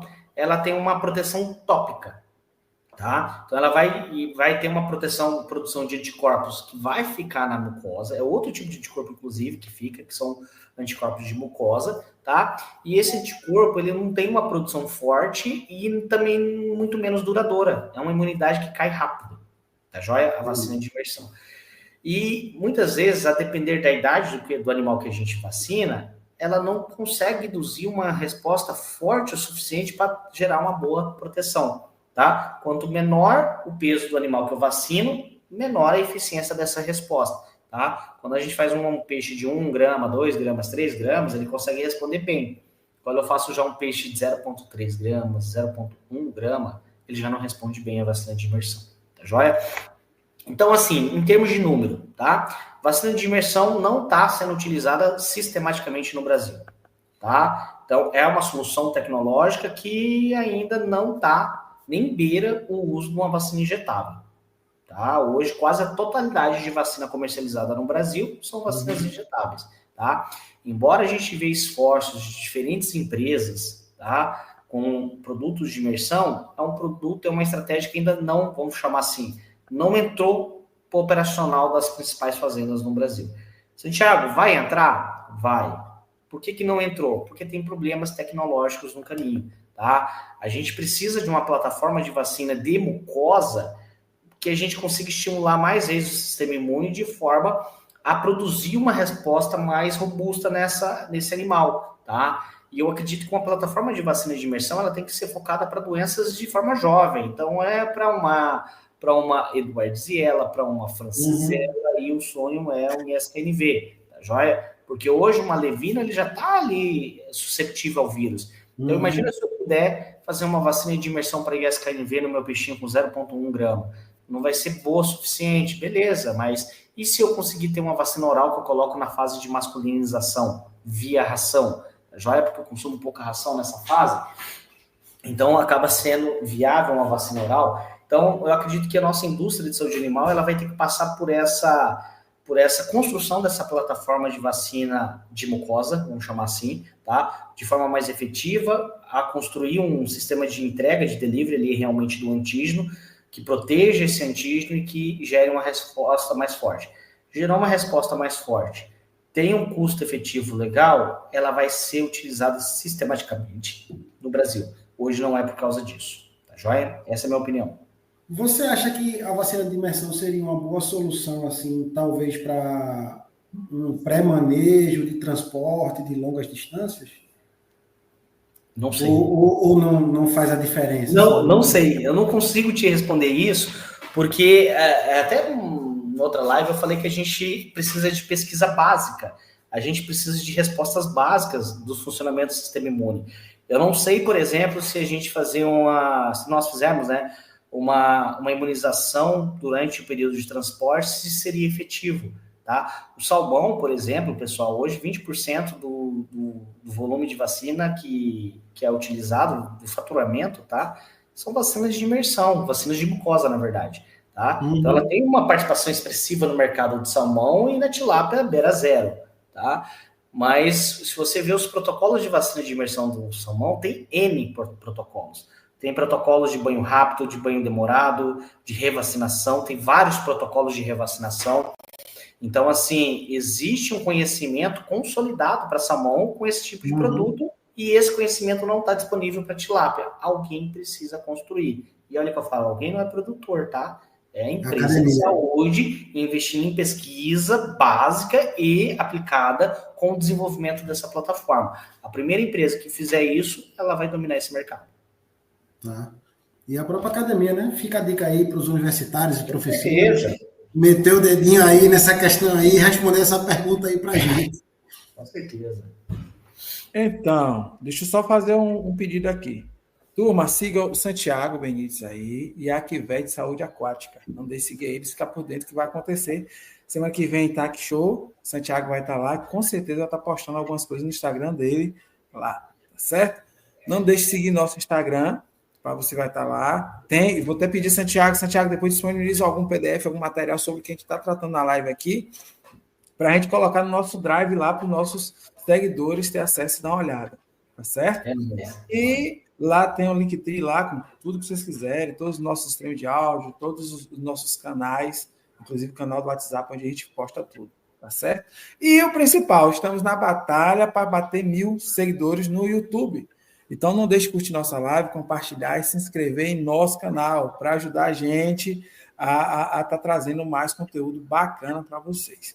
Tá certo? Nosso amigo Luizinho já chegou por aí. Estamos, viu, Santiago? 42 aqui. Você achou que nossa live ia durar pouco, porque ia diminuir? Aqui deu uma baixadinha para 35, 34 e voltou a subir para 41, 42. A turma está interessadíssima no que você está tratando aqui.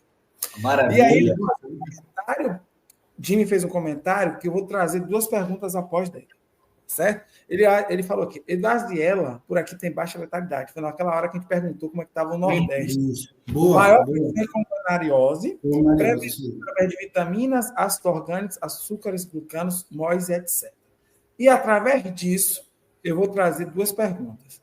Uma, né, de Larissa Flávio. Santiago, já se sabe qual cepa da Edwardziella apresenta a maior patogenicidade? Boa pergunta também. Boa pergunta aí, Larissa. Larissa, o pessoal vai achar que a gente combinou, Larissa. Pelo amor de Deus. Larissa também. Pelo amor de Deus. Ela foi na ferida. É, Larissa. Mas vamos lá, pessoal. A Edwardziella é uma doença nova, emergente, que eu subestimei bastante no início. Tá? Bastante mesmo, tá? Mas assim, eu falo que eu tinha um vício baseado na minha experiência no Nordeste. Queira ou não, algum tempo atrás eu rodava muito mais no Nordeste. No Nordeste não tinha, tá? Assim como não tem hoje relevância de Edwardiella. Mas existe uma circulação de uma cepa diferente no Sudeste, tá? Diferente é uma percepção minha, tá? Quem vai falar se realmente é diferente é o professor Henrique daqui a pouco, tá? Na verdade, eu sei que o professor Henrique Figueiredo está fazendo uma série de trabalhos extremamente estruturados com Edwardiella e ele está fazendo todo um mapeamento genético dessa bactéria, com mapeamento de MLST, e eu acredito que em breve ele vai divulgar e dar nome aos bois, tá joia? Mas, em resposta à pergunta da Larissa, a gente sabe que hoje a Edwardiella anguilarum, tá? A espécie anguilarum é a mais relevante, tá joia? E a Edwardiella anguilarum, que antes a gente tinha até dificuldade na identificação dela, saía como tarda, tá? No diagnóstico. Existe essa confusão no diagnóstico dela também, assim como existiu do Lactococcus petauro garve por um tempo, tá? Mas hoje a Edwardiella anguilarum, ela tá muito mais relacionada às mortalidades, tá? E um ponto importante, pessoal, Edwardiella anguilarum causa doença granulomatosa igualzinho francisella, tá? Então, uma campo eu não consigo diferenciar, tá? Só no laboratório realmente, beleza? Santiago, então vamos para outra aqui, ó. André Augusto, se der tempo e der para encaixar, por favor, comente sobre colunariose e o protocolo para controlar em alevinos. Como o Jimmy tinha falado, já linkei aqui para você. Bora lá. André, eu tenho meus vícios de trabalho, tá? E os meus vícios de trabalho, às vezes eu tenho algumas opiniões que elas podem mudar com o tempo, assim como acabei de mostrar um exemplo da Edwardiella, que antes eu não dava moral para ela e hoje eu assumo, né, que é uma bactéria de relevância. E o flavobactéria, que é a bactéria causadora da colunariose, eu chamo ela de bactéria de manejo, tá? Eu não tenho um patógeno de relevância que consegue causar infecção e problema sozinho, sem manejo. Flavobactéria só me é problema se eu judiar do peixe, se eu tirar escama, se eu tirar muco, se eu demorar para tirar o peixe do barro na hora do viveiro escavado, se eu machucar, sim, se eu machucar, se eu estressar, se eu, judiar do animal, aí dá colunariose. E aí, o problema é a colunariose ou é a minha manejite, né, manejite, pessoal, é um correlato, né? Porque faringite, otite, tudo que é isso. Sim. É inflamação, é problema, é doença, né? A gente fala que a manejite é isso, né? Erro de manejo. Mas eu também concordo, André, que não tem como fazer um manejo da tilapia sem estressar. Não tem como classificar sem derrubar a escama. Então, sejamos coerentes, né? E aí, Santiago, o que eu vou fazer? Cara, flavobactéria é uma bactéria, primeiro, ambiental. Tá? E ela também vive na microbiota do peixe, ela vive na pele, então ela tá ali, um peixe saudável. Se tu raspar muco e mandar para o laboratório, é capaz de dar positivo, tem grande chance de ser positivo para a flavobactéria. E assim como da água, tá? Então ela faz parte da microbiota da água. Tá? Então, independente do manejo que eu fizer, vai ter flavo presente nele, tá joia? Então, como estratégia, o que a gente recomenda? Além do produtor adotar boas práticas de manejo no sentido de ter um manejo menos agressivo, tem como, né? Ter um manejo mais cuidadoso, diminuir o peso de animais que vai no pulsar, não abarrotar, sabe? Isso daí, boas práticas de manejo, coisas simples, né? É só a gente se colocar no lugar do animal, né? Além disso, tem algumas ações que ajudam pra caramba, tá? Por exemplo, o velho e o bom sal. Tá? Rapaz, o sal, pessoal. O sal, o que o sal faz? O sal é o nosso salvador, tá? O sal, pelo amor de Deus, eu adoro o sal, tá? O sal, qual que é a função do sal? Tá? O sal, ele estimula a produção de muco. O animal já não fica mais áspero, tá? E o flavobactério, o que determina ele causar infecção é ele ir lá na lesão, caiu a escama. Ele vai lá naquela lesão, ele se fixa ali. Tá? Ele tem que se fixar, ele tem que colar no peixe. A hora que ele cola no peixe, aí ele começa a se proliferar a colônia, tá?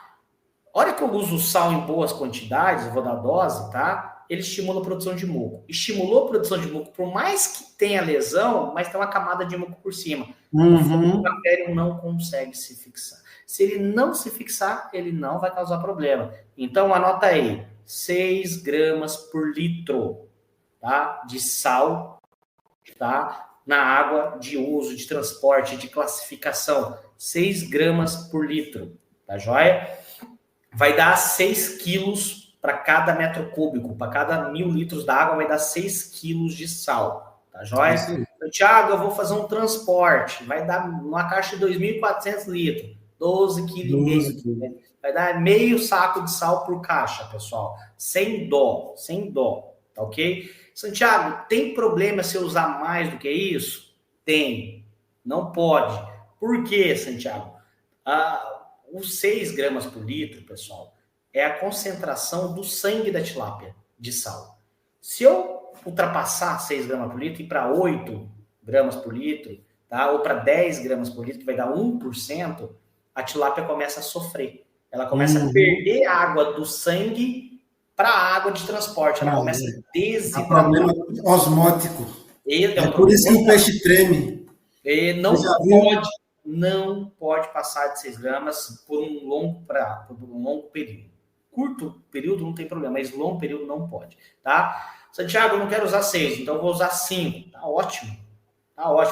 Qual que é o mínimo, Santiago? Não adianta usar menos que 3 gramas por litro. Tá? Se for para usar menos, não usa, porque não vai conseguir ter um efeito ali de controle osmótico nesse animal. Então, o sal, numa situação dessa, gente, é o melhor produto para fazer o uso, e naturalmente você pode combinar ele com outros produtos ali que pode aumentar a alcalinidade, tá joia? Um gesso, tá? Um gesso agrícola, ele aumenta a alcalinidade da água, tá? Um bicarbonato, tá? Ele aumenta a alcalinidade, a dureza e traz outros minerais que auxiliam no balanço eletrolítico do animal, tá? Então, o sal, durante o manejo, além das boas práticas de manejo durante essa manipulação e classificação do animal, é a minha melhor estratégia contra a flavobactéria. Tá joia? E funciona, viu? Funciona, testado e aprovado, isso eu digo e comprovo, porque eu já poderia te vender antibiótico para isso, mas não, só funciona pra caramba. Eu já tive casos assim de surto, principalmente quando eu trabalhava aí no Sudeste, na época da Global, a gente tinha os parceiros, né, os integrados, e nem sempre o integrado seguia à risca as nossas recomendações e tal, e a gente teve uma classificação que, quando percebeu-se o surto, né, porque o cidadão lá não anotava direito as mortalidades, quando a gente veio perceber o surto, a gente já vinha perdendo aí 5.000, 6.000 animais de um lote. Assim, E quando começa a morrer por colunariose, a pancada é pesada. Assim. Muito rápido. A colunariose, ela é uma doença que ela tem uma evolução muito rápida. Ela é uma doença hiperaguda. Em questão de 24 horas, você pode perder 20% do lote. A pancada é seca. Sim, aí quando ele reclamou, já fazia uns 2 a 3 dias já. Aí que eu fui visitar, que a gente foi pegar relatório, não tinha anotação nenhuma, que fomos fazer coleta, dar uma avaliada de peixe morto daquele dia, estimar mais ou menos quanto que deve ter morrido dias anteriores. E eu fui olhar os tanques, cara. Aí não teve jeito, velho. Eu peguei, foi basicamente um saco de sal para cada tanque, assim, a gente botou na trouxinha. E amarra na gaiola.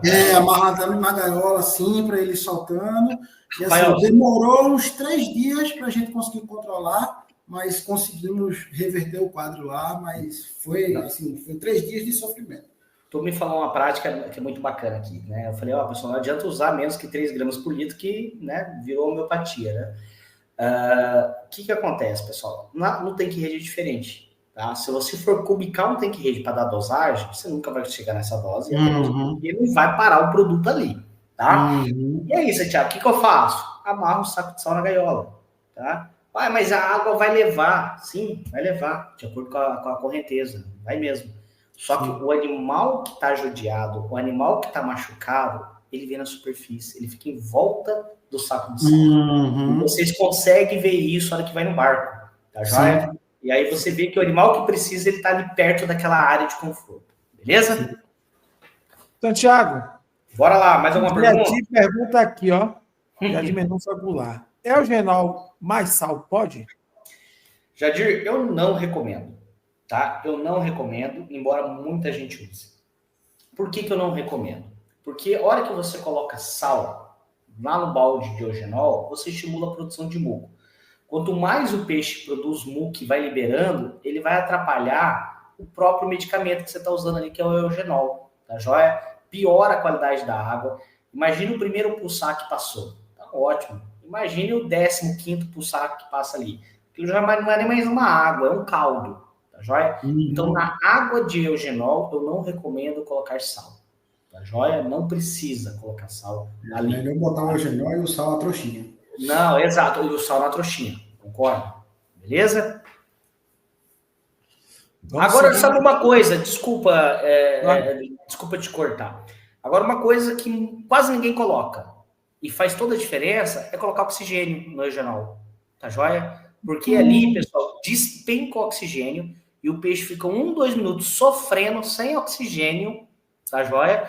E, gente, bem-estar animal, a hora que o produtor entender que bem-estar animal em ambiência é saúde e é dinheiro no bolso, é menos mortalidade, tá? Ele vai cuidar mais disso, tá? Então, você colocar um cilindrinho de oxigênio ali, ou que seja um soprador, enfim, tá? Manter um bom nível de oxigênio é muito mais eficiente do que você colocar um sal. Beleza? Vamos seguindo aqui. Deixa eu ver. Mateuzinho fez uma pergunta, na realidade fez duas, só que tem uma que está ligada com outra pessoa aqui. Há evidências de que a utilização de UV, ozônio ou biofiltração avançada em raios tem impacto direto na redução de cargas patogênicas e na necessidade de antibióticos.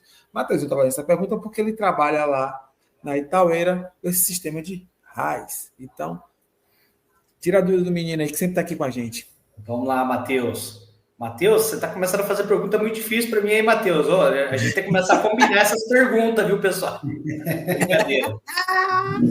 Matheus é cabuloso mesmo.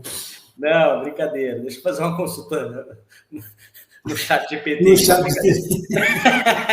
Matheus, seguinte, com certeza, tá? Você utilizar o UV, ozônio, tá? Eu não conheço as técnicas de biofiltração avançada que você comentou, tá? As biofiltrações que eu conheço é para a indústria farmacêutica para concentrar patógeno para a produção de vacina. Eu acredito que sejam as mesmas técnicas, né? Mas o UV e o ozônio, sim, você controla a população bacteriana e viral, tá joia? O UV tem a limitação que qualquer material em suspensão sólido que passar vai fazer sombreamento, e vai limitar a resposta. E o ozônio, ele, além de fazer uma baita desinfecção, ele eleva o nível de oxigênio lá para a estratosfera e isso é muito benéfico, tá joia? Porém, custo, né? O ozônio, ele tem um custo inerente muito maior, tá joia? E isso, sim, auxilia no controle. Agora, Matheus, o ponto mais importante que eu acredito, tá? Para sistema de recirculação, não sou um especialista em sistema de recirculação, tá joia? Porém, a gente convive, vê alguns sistemas, temos muitos contatos, pessoas aí que trabalham, e eu acredito bastante, tá? Eu estive conversando com o Bruno Scopel há pouco tempo atrás, inclusive, acho que 2 semanas, tá? Sobre esses sistemas, e a gente batendo um papo realmente sobre isso. Eu acredito muito que esse modelo de produção em sistema fechado, ele vai ser o caminho para a gente realmente ter um controle sanitário, principalmente de forma jovem, tá? Só que o controle sanitário na forma jovem, o que vai garantir esse controle não é o UV e não é o ozônio. É a qualidade do alevino que chega para iniciar essa produção. Porque se o alevino que chegar por esse sistema fechado já chegar positivo para ISKNV, não vai ser o ozônio e o UV que vai segurar a pressão, tá? E a minha experiência é que com os sistemas fechados, a hora que eu entro com o animal positivo para ISKNV, a pressão pela doença é gigantesca. E a minha perca, ela encosta em 100% muito facilmente, tá joia? Mesmo tendo sistema de filtração, beleza? Porque a pressão ela fica ali no tanque junto com o animal e liberando a carga viral ali, beleza? Então, sim, ele tem sua função, ele vai ajudar pra caramba, mas ele não é o salvador da pátria, não, beleza? A qualidade do que entra é o principal, do peixe que entra é o principal ali fator para garantir um bom manejo sanitário dessa produção, beleza? Agora, em relação à necessidade do uso do antibiótico, que é o fechamento da sua pergunta, tá? Ela também vai depender da qualidade do peixe que chega, e não do UV e não do ozônio, tá? ele vai depender se o animal já chega contaminado com Varicela, Francisella e assim por diante. Tá joia? Espero que eu tenha respondido, viu, Matheus? Então, a triagem sanitária é pesada. Exato. Pesadíssimo. Pessoal, e até uma complementação, que é que eu estava conversando com o Bruno Scopel.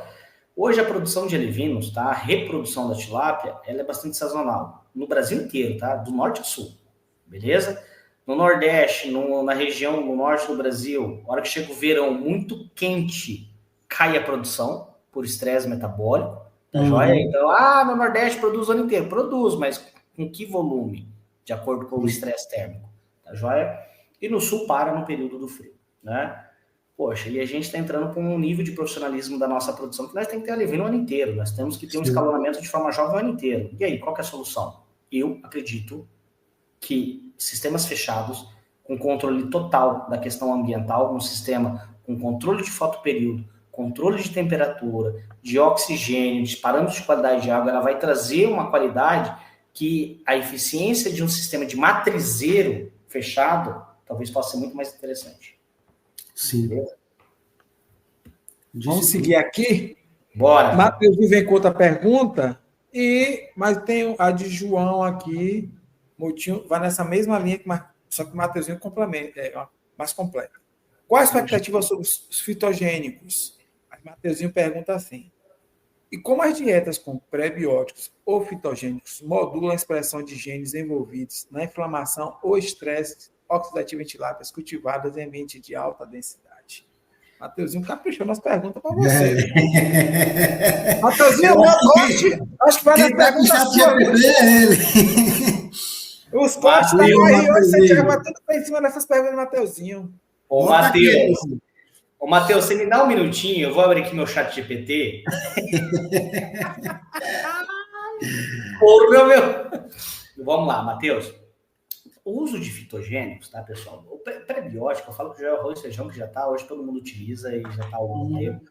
Eu acho que é inequívoco, né, a ação dele, né? Agora, uma coisa que a gente tem que levar em consideração. Os pré-bióticos, vamos falar de MOS, por exemplo, que é o mananooligosacarídeo, tá? E ele tem um efeito, principalmente nas fibras de bactérias gram-negativas, tá joia? Se o meu desafio ele é mais por estrepto, talvez não faça sentido, tá? A gente investir tanto. Porque que acontece, Matheus? Tudo custa para o produtor. Tudo custa. Eu tenho produto A, B, C, D, é uma maravilha todo mundo. E se eu juntar tudo? Maravilha. A que preço? Tá? Eu adoro tilápia, mas ela tem que dar lucro. Se não der lucro, eu não ganho dinheiro. Sim. Tá joia? Então, a gente, como técnicos, né? E a gente vai fazer gestão, a gente faz gestão sanitária para o uso de aditivo, né? A gente precisa fazer escolhas. E as nossas escolhas é de acordo com a pressão. Então, eu preciso conhecer minha pressão sanitária para poder desenhar uma estratégia nutricional. Por exemplo, se meu desafio é estrepto, o MOS para mim não faz muito sentido. Tá joia? É uma bactéria positiva. Tá joia? A hora que a gente vai para a avicultura, para a suinocultura, as gram-negativas são muito mais importantes. Então, esses produtos ganham muito mais espaço ali. Não quer dizer que não tenha demonstração de eficácia em tilápia, tanto na regulação de microbiota, tá? Quanto, né, muitas vezes em interação com mecanismos imunológicos, né, a ponto de fazer uma modulação imune no animal, tá? Os fitogênicos da mesma forma, beleza? Alguns fitogênicos, tá? Ela tem uma ação parasiticida, que auxilia na resistência de parasitos, fazem também modulação de genes chaves na imunidade do animal, né? E isso é bastante interessante. Só que, por exemplo, combinação de fitogênicos, tá? Ou fitobióticos é muito mais bacana quando você desenha ele, tá? Junto com um blend de ácido orgânico, por exemplo. E eu vou dar nomes, tá, pessoal? Vocês não gostam de dar nome, mas eu adoro dar nome, tá? Tem hoje, por exemplo, tem uma empresa Ediceu, né? Ela tem um produto, por exemplo, Bruno Urac trabalhou um tempo com essa empresa, inclusive. Tem uma combinação, né? Que é um blend de ácido orgânico com fitogênico, né, que, se não me engano, é o Sonacor e o Bactinil, né, que em associação, tem um sinergismo muito bacana sobre o animal. Só que tem um preço, tá joia? E aí você tem que fazer essa avaliação. Poxa, qual momento que essa combinação é interessante? Ou será que um outro fornecedor também tem um produto que vai na mesma linha? Enfim, tá? Então, tem efeito? Tem. Todos esses produtos têm um bom efeito sobre a capacidade imune do animal, não todos, mas alguns, né? E principalmente sobre alguns agentes, atuando principalmente ali na comunicação de bactérias, corosens, só que a gente precisa desenhar o uso deles conforme o desafio no campo. E eu vejo que poucas pessoas fazem isso, tá joia? E a gente precisa fazer o uso baseado nisso, beleza? Sim. A gente tem que amarrar os pontos, né? Sim, e um ponto aqui, ó, fechando aqui, ó, em questão de inflamação, ok, em tilápias em altas densidades, vacina, aditivo nutricional e qualquer estratégia alimentar que diminui pressão sanitária, ela abre caminhos para a gente intensificar a produção. E o caminho é esse. Todos eles são esses, tá joia? Porque quanto mais peixe eu produzir, menor espaço, tá? Proporcionando qualidade para esse animal, saúde e bem-estar, melhora a minha eficiência e traz mais competitividade. Sim. Beleza? Então, deixa eu falar, pessoal. A gente teve uma live aqui com o Micaele, a live 37 com o Micaele, e falava relacionado nessa linha, pessoal, que você fez a pergunta aí, Mateuzinho. Então, dá uma olhada, eu vou estar colocando aqui no chat essa live aí, quem tiver interesse, dá uma olhada nessa live aí, que vai estar alguma coisa nessa linha que ela falou sobre fitoterápicos, que vai falar nessa área, fitogênicos. Entendeu?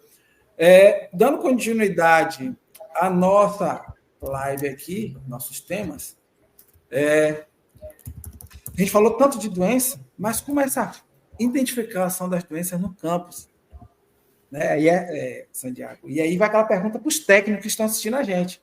Claro que o produtor, mas é muito importante que o técnico está ali, está sabendo como identificar e trazer isso para a gente, para o produtor. Então, assim, fala para a gente como é o procedimento.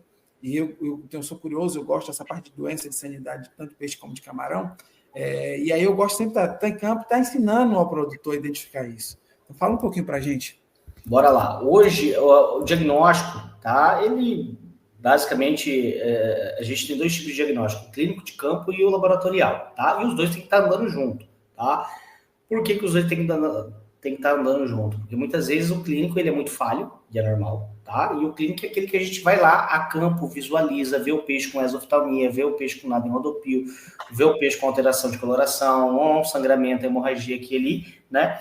E muitas vezes, com esse diagnóstico clínico, a gente já toma decisões ali no campo de tratamento, de intervenção.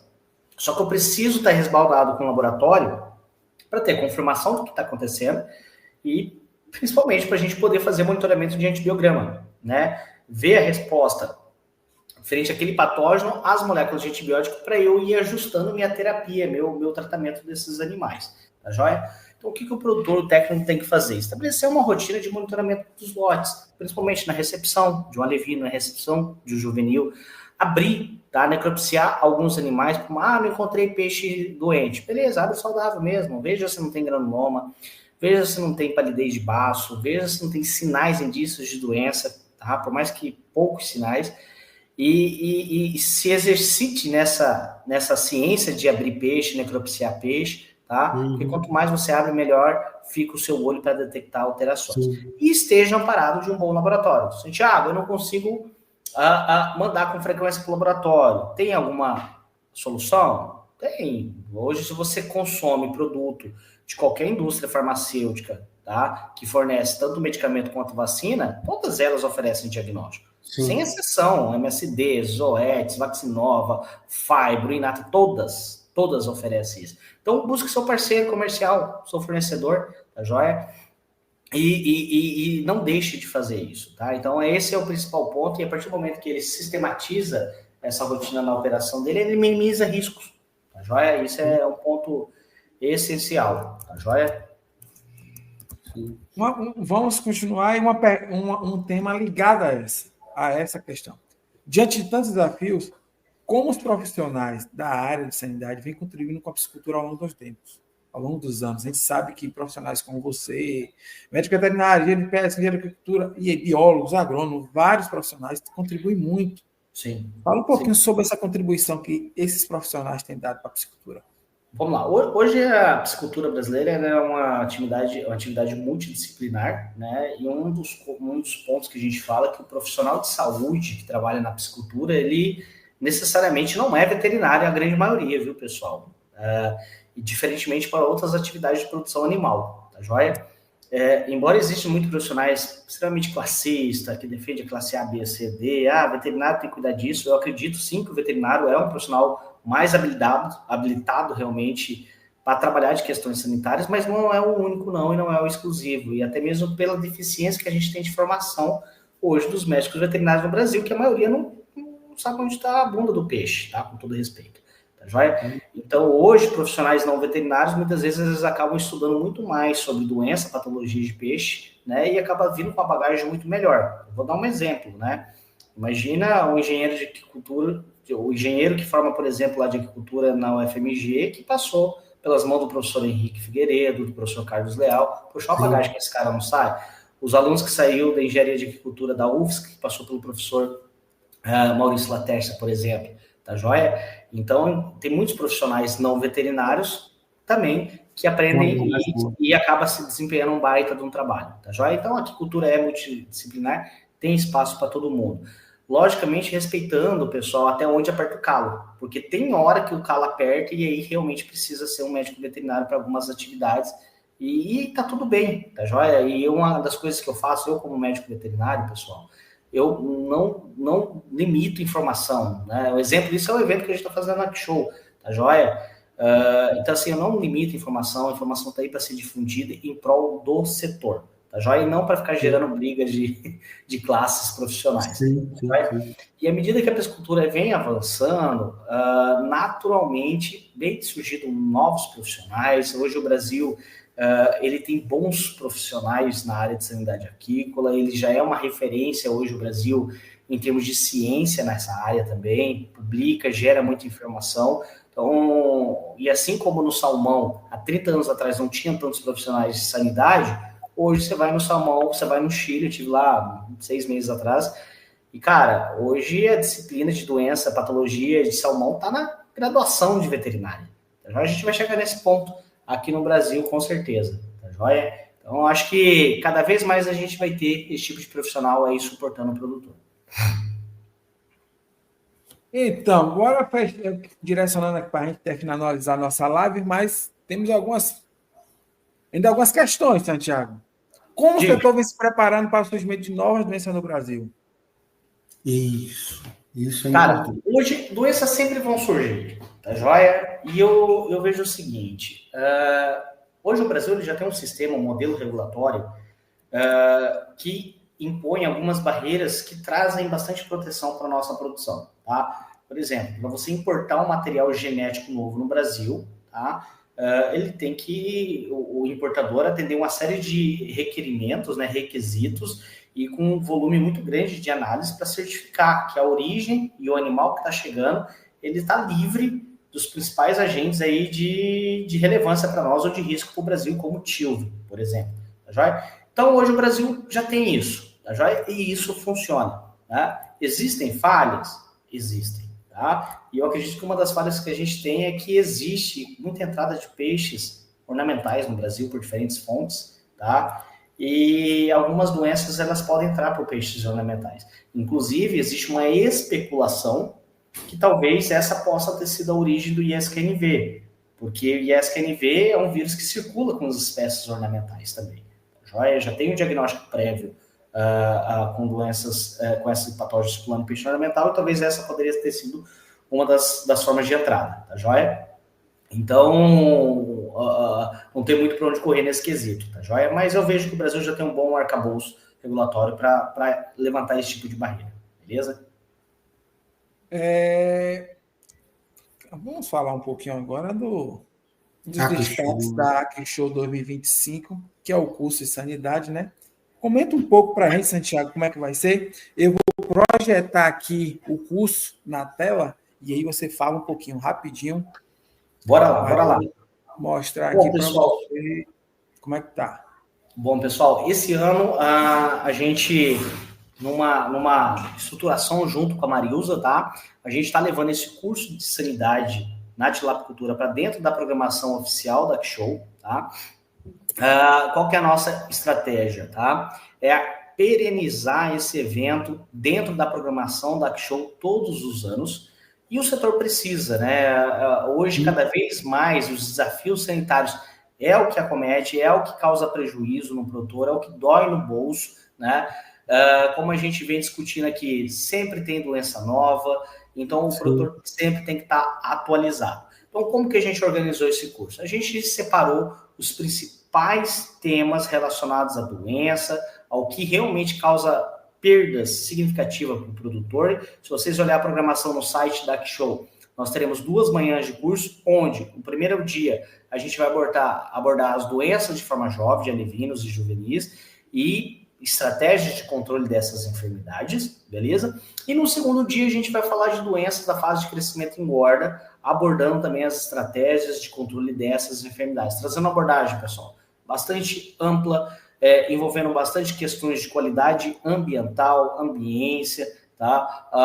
A gente vai debater estresse térmico, por exemplo, na fase, na parte de doenças de crescimento e engorda, porque é um tema pouco, na verdade, é um tema que não é abordado hoje no nosso setor, e ele é de altíssima relevância para toda a produção animal. Por exemplo, estresse térmico em vaca leiteira, sim, eu vou levar dados de estresse térmico em outras espécies animais, suínos, bovinocultura, para o produtor entender o quanto que isso é importante e qual que é o problema. Como o peixe está debaixo da água, o produtor não vê. Ele vê em outros animais, tá joia? E esses desafios, pessoal, eles realmente impactam o bolso do produtor.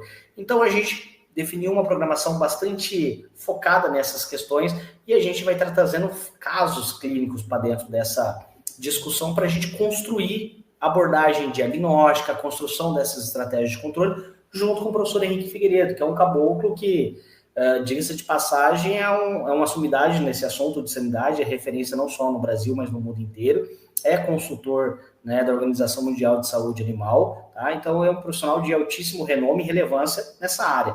Então, a estratégia foi unir expertise e know-how do professor Henrique, junto com a vivência e prática de campo que eu tenho. Eu e o Henrique, a gente já trabalha em cooperação há alguns anos, né? E aí a gente estruturou e lançou esse curso. E hoje o curso já é um sucesso, pessoal. As principais empresas do setor estão levando desde equipe técnica, equipe de vendas, os clientes para dentro desse evento, né? O evento já está aí chegando em 200 inscrições de participação, de participantes para esse evento. Então, assim, já é um sucesso e todo dia está entrando novos inscritos, tá joia? Então, vai ser uma baita de uma oportunidade realmente para a gente balizar o conhecimento acerca das estratégias de controle para a tilapicultura. Beleza? Esse evento, Santiago, desse curso, ele é exclusivamente presencial ou se o pessoal aí de casa quiser comprar em casa para assistir, ou tem essa opção, não tem? Como é que funciona isso? Infelizmente é só presencial, viu, Rafael? Embora tenha essa demanda do online, tá? Mas esse primeiro ano é só presencial realmente, tá joia? Até mesmo porque, pessoal, é no presencial que a gente vai gerar discussão com o público.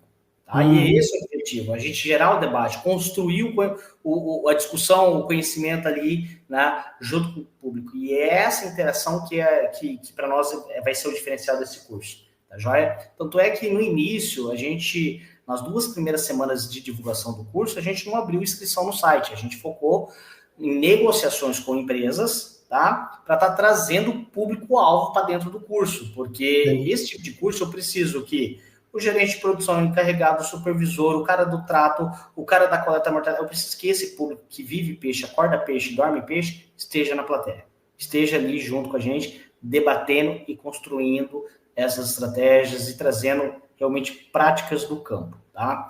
E é uma estratégia que tem funcionado, beleza? Maravilha. Vamos pro sorteio, pessoal? Bora, olha! Tiago, vamos fazer o seguinte, eu preciso falar dos nossos patrocinadores que a gente acabou se passando no início.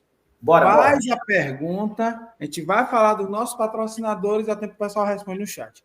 Primeiro responder aqui, eu vou ver, e aí é o ganhador. Vai ganhar o quê? Quem acertar, Santiago, fala aí mais uma vez. Vai ganhar uma inscrição para a Show Brasil 2025 e também uma inscrição para o curso de sanidade na tilapicultura que vai acontecer na Show. Tá joia? Topado, é? Eu não sei se vocês viram, mas aqui, quando eu mostrei a programação, não sei se vocês viram, deixa eu mudar aqui a tela para o pessoal ver. Aqui, tá vendo? O valor do curso é R$750, pessoal. Ó a economia de quem ganhar. Ó a economia. Então, se liga aí na pergunta do Santiago, que a gente vai fazer agora, né, Santiago? A pergunta que Santiago já pensou. Vou deixar a pergunta para o retorno. Para o retorno? Aí a gente faz, exato. Então, pronto. Vamos ver aqui. Então, pessoal, vamos botar aqui. Rafa, fala aí dos nossos patrocinadores, meu irmão. Deixa eu botar aqui rapidinho. Na telinha. Botar nossos patrocinadores e parceiros. Queremos agradecer, né, tudo isso que a gente faz, toda a live que a gente faz, a gente tem que agradecer esse pessoal que acredita na gente desde o início, né? Então, uma das melhores revistas mais técnicas de aquicultura que eu conheço, né, como profissional e como aluno, estudante eterno, é a Panorama da Aquicultura. Um grande abraço ao pessoal também aí da ABCC, né, faz o melhor evento voltado para camarão do mundo, vamos exagerar aqui também, do mundo, que é a FENACAN, grande parceiro nosso aí. Grande abraço para o Ailton aí da Aquabit, é um puta de um software. Eu, pessoalmente, já usei o sistema da Aquabit na minha piscicultura, eu acho que vale a pena o pessoal conferir. A comunidade Aqua, da qual nós fazemos parte aí também, é uma comunidade excepcional para tirar dúvidas, tem vários profissionais, vários técnicos, vários pessoal de venda, vale a pena, se você não faz parte, corra atrás e entre aí. O pessoal da Biofutura, grande abraço para o Claudio Tuan, o professor Augusto, né, nosso ilustre professor da Tatáguas, um dos maiores especialistas em qualidade de água para cultivo que a gente conhece, está aí patrocinando a gente. A Escola do Camarão, grande abraço pessoal da Escola do Camarão, que faz um trabalho fantástico também na internet. Nossos parceiros, os nossos parceiros, né? Grande abraço aí para o pessoal do Combep, FAEP brasileiro de engenharia de pesca, as AEPs Bahia e a AEP PE, estamos junto com vocês aí, o laboratório do professor ali, Luiz Otávio Lacar, e o pessoal da Inovação e Tecnologia, são grandes parceiros aí de conteúdo. Agora, nosso parceiro no lugar do Combep é a FAEP, a Federação das Associações de Engenheiros de Pesca do Brasil. Já fechamos essa parceria e vamos estar divulgando em breve. Quem está realizando, Rafa? Quem está realizando é a gente, né? O grande Deraldo aí com a sua consultoria Cultiviplant. O Luizinho que está aí deve estar aí nos comentários da Aqualins, fazendo um trabalho fantástico. Inclusive, vem fazendo um trabalho aí diferenciado com a parte de biorremediadores, probióticos. Você aperta ele que é com ele. E eu, humildemente que vos falo, da consultoria Cronos Aqua, né? Hoje eu tenho uma piscicultura, então meus horários de consultoria hoje está mais voltado mais para mentorias e assessorias técnicas e menos projeto, né? Projeto ocupa muito tempo, é muita dor de cabeça. Mas somos nós aí. Deixa eu só mostrar aqui, botar aqui, Santiago. O Tuan está aqui, ele falou com uma coisa específica para vocês. Santiago, parabéns. Não tem um protocolo, estratégia padrão, ajuste conforme cenário e especial época do ano. Trabalhamos no combo alho, cúrcuma, orégano e o can com cepas específicas, leveduras e enzimas com bons resultados. Excelente. É isso aí, pessoal. Santiago, como você pergunta para a turma aí que está angustiada. E ele diz que estará grudado no seu curso lá, que ele já está já esperando a show na próxima semana. Olha, pessoal, eu estou preocupado com o Matheus. Tá me devendo um churrasco, Claudio Tuan, inclusive. Vou aproveitar aqui a live e vou jogar na cara dele, porque ano passado, finalzinho do ano, ele falou que ia vir aqui na minha piscicultura para fazer um churrasco. Eu até preciso montar com ele os protocolos, que ele me deu alguns produtos para testar, que a gente precisa resolver essa bronca aí também. Então, seu Tuan, quando você, nas suas andanças da vida, quando o vento soprar e você vier para cá, pare por aqui, viu? Eu faço a cobrança aqui na hora. Pessoal, eu estou preocupado com o Matheus. Imagina se o Matheus for para o curso. Lá eu não vou ter chat GPT assim em cima da hora. Né? Matheus do céu. Gente, vamos lá. Vou fazer uma pergunta. Quem responder certinho, mais rápido, leva. Tá joia? Então, aqui acompanhando o chat. coloca no chat do YouTube. Então, coloca no ao vivo, pessoal. Tem um íconezinho ali do ao vivo, tá? Ou dá uma atualizadinha na página. Tem que ser ao vivo, porque quem não pegar no ao vivo vai ficar fora. E aqui é velocidade, tá joia? Então, e tem o seguinte, viu? Quando quem responder tem que estar seguindo a gente e estar seguindo a Aquivete. Eu vou confiar aqui. Se não estiver seguindo a gente, o sorteio vai embora, hein? E a Aquivete. Mas é isso aí, gente. Uma pergunta simples de um tema que a gente abordou aqui na live, tá joia? Só que eu preciso da resposta completa, beleza? Não pode ser parcial, tá joia? Vamos lá, gente. A pergunta é: qual bactéria é a mais impactante na produção de tilápia no Brasil? Eita! A gente deu cepo e sorotipo, hein? A gente deu cepo e sorotipo hoje. Vamos lá. Cadê? Onde é que eu vejo isso? Oi, Selma. Respondeu aqui. Vamos ver se ela está certa? É do Aziela. Não é ela, mata peixe pequeno. Que mais impacta é peixe grande. Que mais impacta é peixe grande. Selma, não foi você. Não foi você, Selma. Bora, Márcia! Pessoal.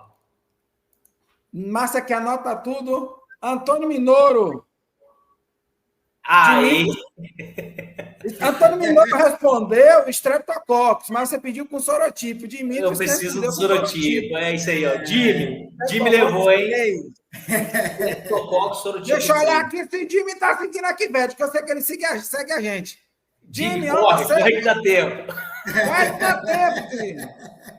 Vai no clique. Tempo, Jimmy. Deixa eu olhar aqui se o Jimmy está aqui, né, Kivete? Eu não sei como é que checa isso, viu, pessoal? Ei, Jimmy, você não tá. Mas, é sério isso? Deixa eu botar aqui. Jimmy, você ou você? É sério isso? Ele não tá aqui, ó. Dimitrios. Não tá. Eita, Jimmy. Mas se ele estiver seguindo a gente, não, quem sabe, lá. Santiago... Bota lá, ele acertou, rapaz. Bota lá pra ele. Ele acertou. Olha, ele tá seguindo a gente aqui, ó. Olha ele aqui, bonitão. E pessoal. Pessoal, é isso aí, tá? Foi um prazer estar aqui compartilhando esse momento com vocês. Jimmy, manda um zap para mim que eu vou te mandar um voucher, tá? E esse voucher, você se inscreve lá no site da Show, tá? E aí você aplica o voucher. A hora que você aplica o voucher, ele elimina a cobrança. E aí você finaliza a tua inscrição, tá bom, meu amigo? E te encontro semana que vem aí na Show, tá joia, pessoal? O evento começa aí no dia 26 à noite, a abertura, tá? No Sindicato Rural lá de Uberlândia.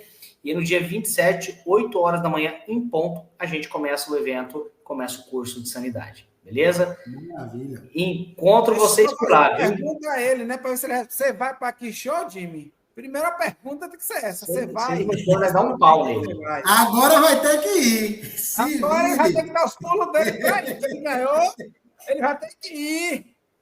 Pega o pau de arara hoje. Já que ganhou, Jimmy, pode comprar passagem hoje para ir. Tá, ainda bem que é em Minas, é perto. Pessoal, muito obrigado pela presença aqui. Tivemos pico de 46 pessoas assistindo nossa live. A média acima de 35. Santiago é o cara. Muito obrigado, Santiago, por ter vindo aqui Tamo junto. e ter nos contribuído com a nossa live aqui. Estamos com 25 pessoas agora no ao vivo. Agradecer a todos pela participação aqui. E ele disse aqui, provavelmente, risos, se não for, manda alguém da equipe. Relaxa. O voucher vai estar contigo, meu amigo. O voucher vai estar contigo. Então, assim, Santiago, últimas palavras suas aqui, meu irmão. A gente só tem que agradecer. Que isso, cara. Eu que agradeço aí o espaço, tá, pessoal? Para mim é sempre um prazer, tá joia? Vocês sabem que eu durmo cedo, então eu confesso que eu já estou morrendo de sono, mas para mim é um prazer estar aqui compartilhando um pouco da nossa experiência, né? Sempre realmente muito bacana esses momentos e conversando aí com amigos, né? O Jimmy, quase virei baiano, hein, Jimmy? O Divi tem mais de 10 anos que eu conheço ele, né? Tô ficando velho. E é isso, pessoal. Até uma próxima oportunidade. Contem conosco, tá? Espero ver boa parte de vocês aí na Show, tá joia? E conte conosco. Tamo junto. Mande material para a gente estar divulgando aqui na nosso Drive. E também, quando fazer lá o curso, posta a gente, marca a gente vai divulgar vocês também. Então, pessoal, Santiago disse que acorda às 4, às 5 horas da manhã para malhar, alguma coisa desse tipo. 4h30 da manhã eu tô de pé. 4h30 da manhã tá em pé. Então, ele convidou com o Aderaldo, 1h30 de live para eu... Temos 1h58. Eu disse, ele vai depender das perguntas. Ele pergunta para as outras. Matheus deu nó no juízo dele que tem que consultar a ChatGPT. Então, não teve jeito não. Mas vamos agradecer pela disponibilidade de tempo dele. Rafa, suas últimas palavras, meu irmão. Queria mandar um abraço para todo mundo aí que está em casa, que acompanhou, né? A live de hoje é um tema extremamente importante e trouxemos uma figura ilustre aí, Santiago. Inclusive, quando você vier para o lado de cá, passe lá também, viu? Vou cobrar pode deixar. Igual a tua, pode passar lá. E é só isso, pessoal. Boa noite para todo mundo. A live foi excelente. Tivemos uma aula hoje de sanidade. E, assim, sanidade é um tema muito amplo, né? Não dá para falar tudo num dia só. Então, com certeza, nós vamos trazer o Santiago de novo aí mais para frente para entrar em outro detalhe da sanidade. Beleza? Então, só agradecimento aqui mesmo. Muito parabéns aqui pela live, Santiago. Só excelentes comentários. E, assim, suas estatísticas muito boas. Vou mandar para você daqui a pouco para você ver. Só elogio aqui. Então, assim, muito obrigado mesmo pela sua disponibilidade. Pessoal, muito obrigado. Daqui a 15 dias... Estamos aqui de novo. Volta. Eu acho, né, Rafa? Um spoilerzinho, será? Eu acho que teve alguém que estava aqui na nossa live hoje que vai ser nossa próxima live. Então, se liga aí, fique ligado, viu? Um abração, fique com Deus. Até daqui a 15 dias. Tchau, tchau, tchau. Tchau, pessoal. Tchau, tchau. Tchau, tchau.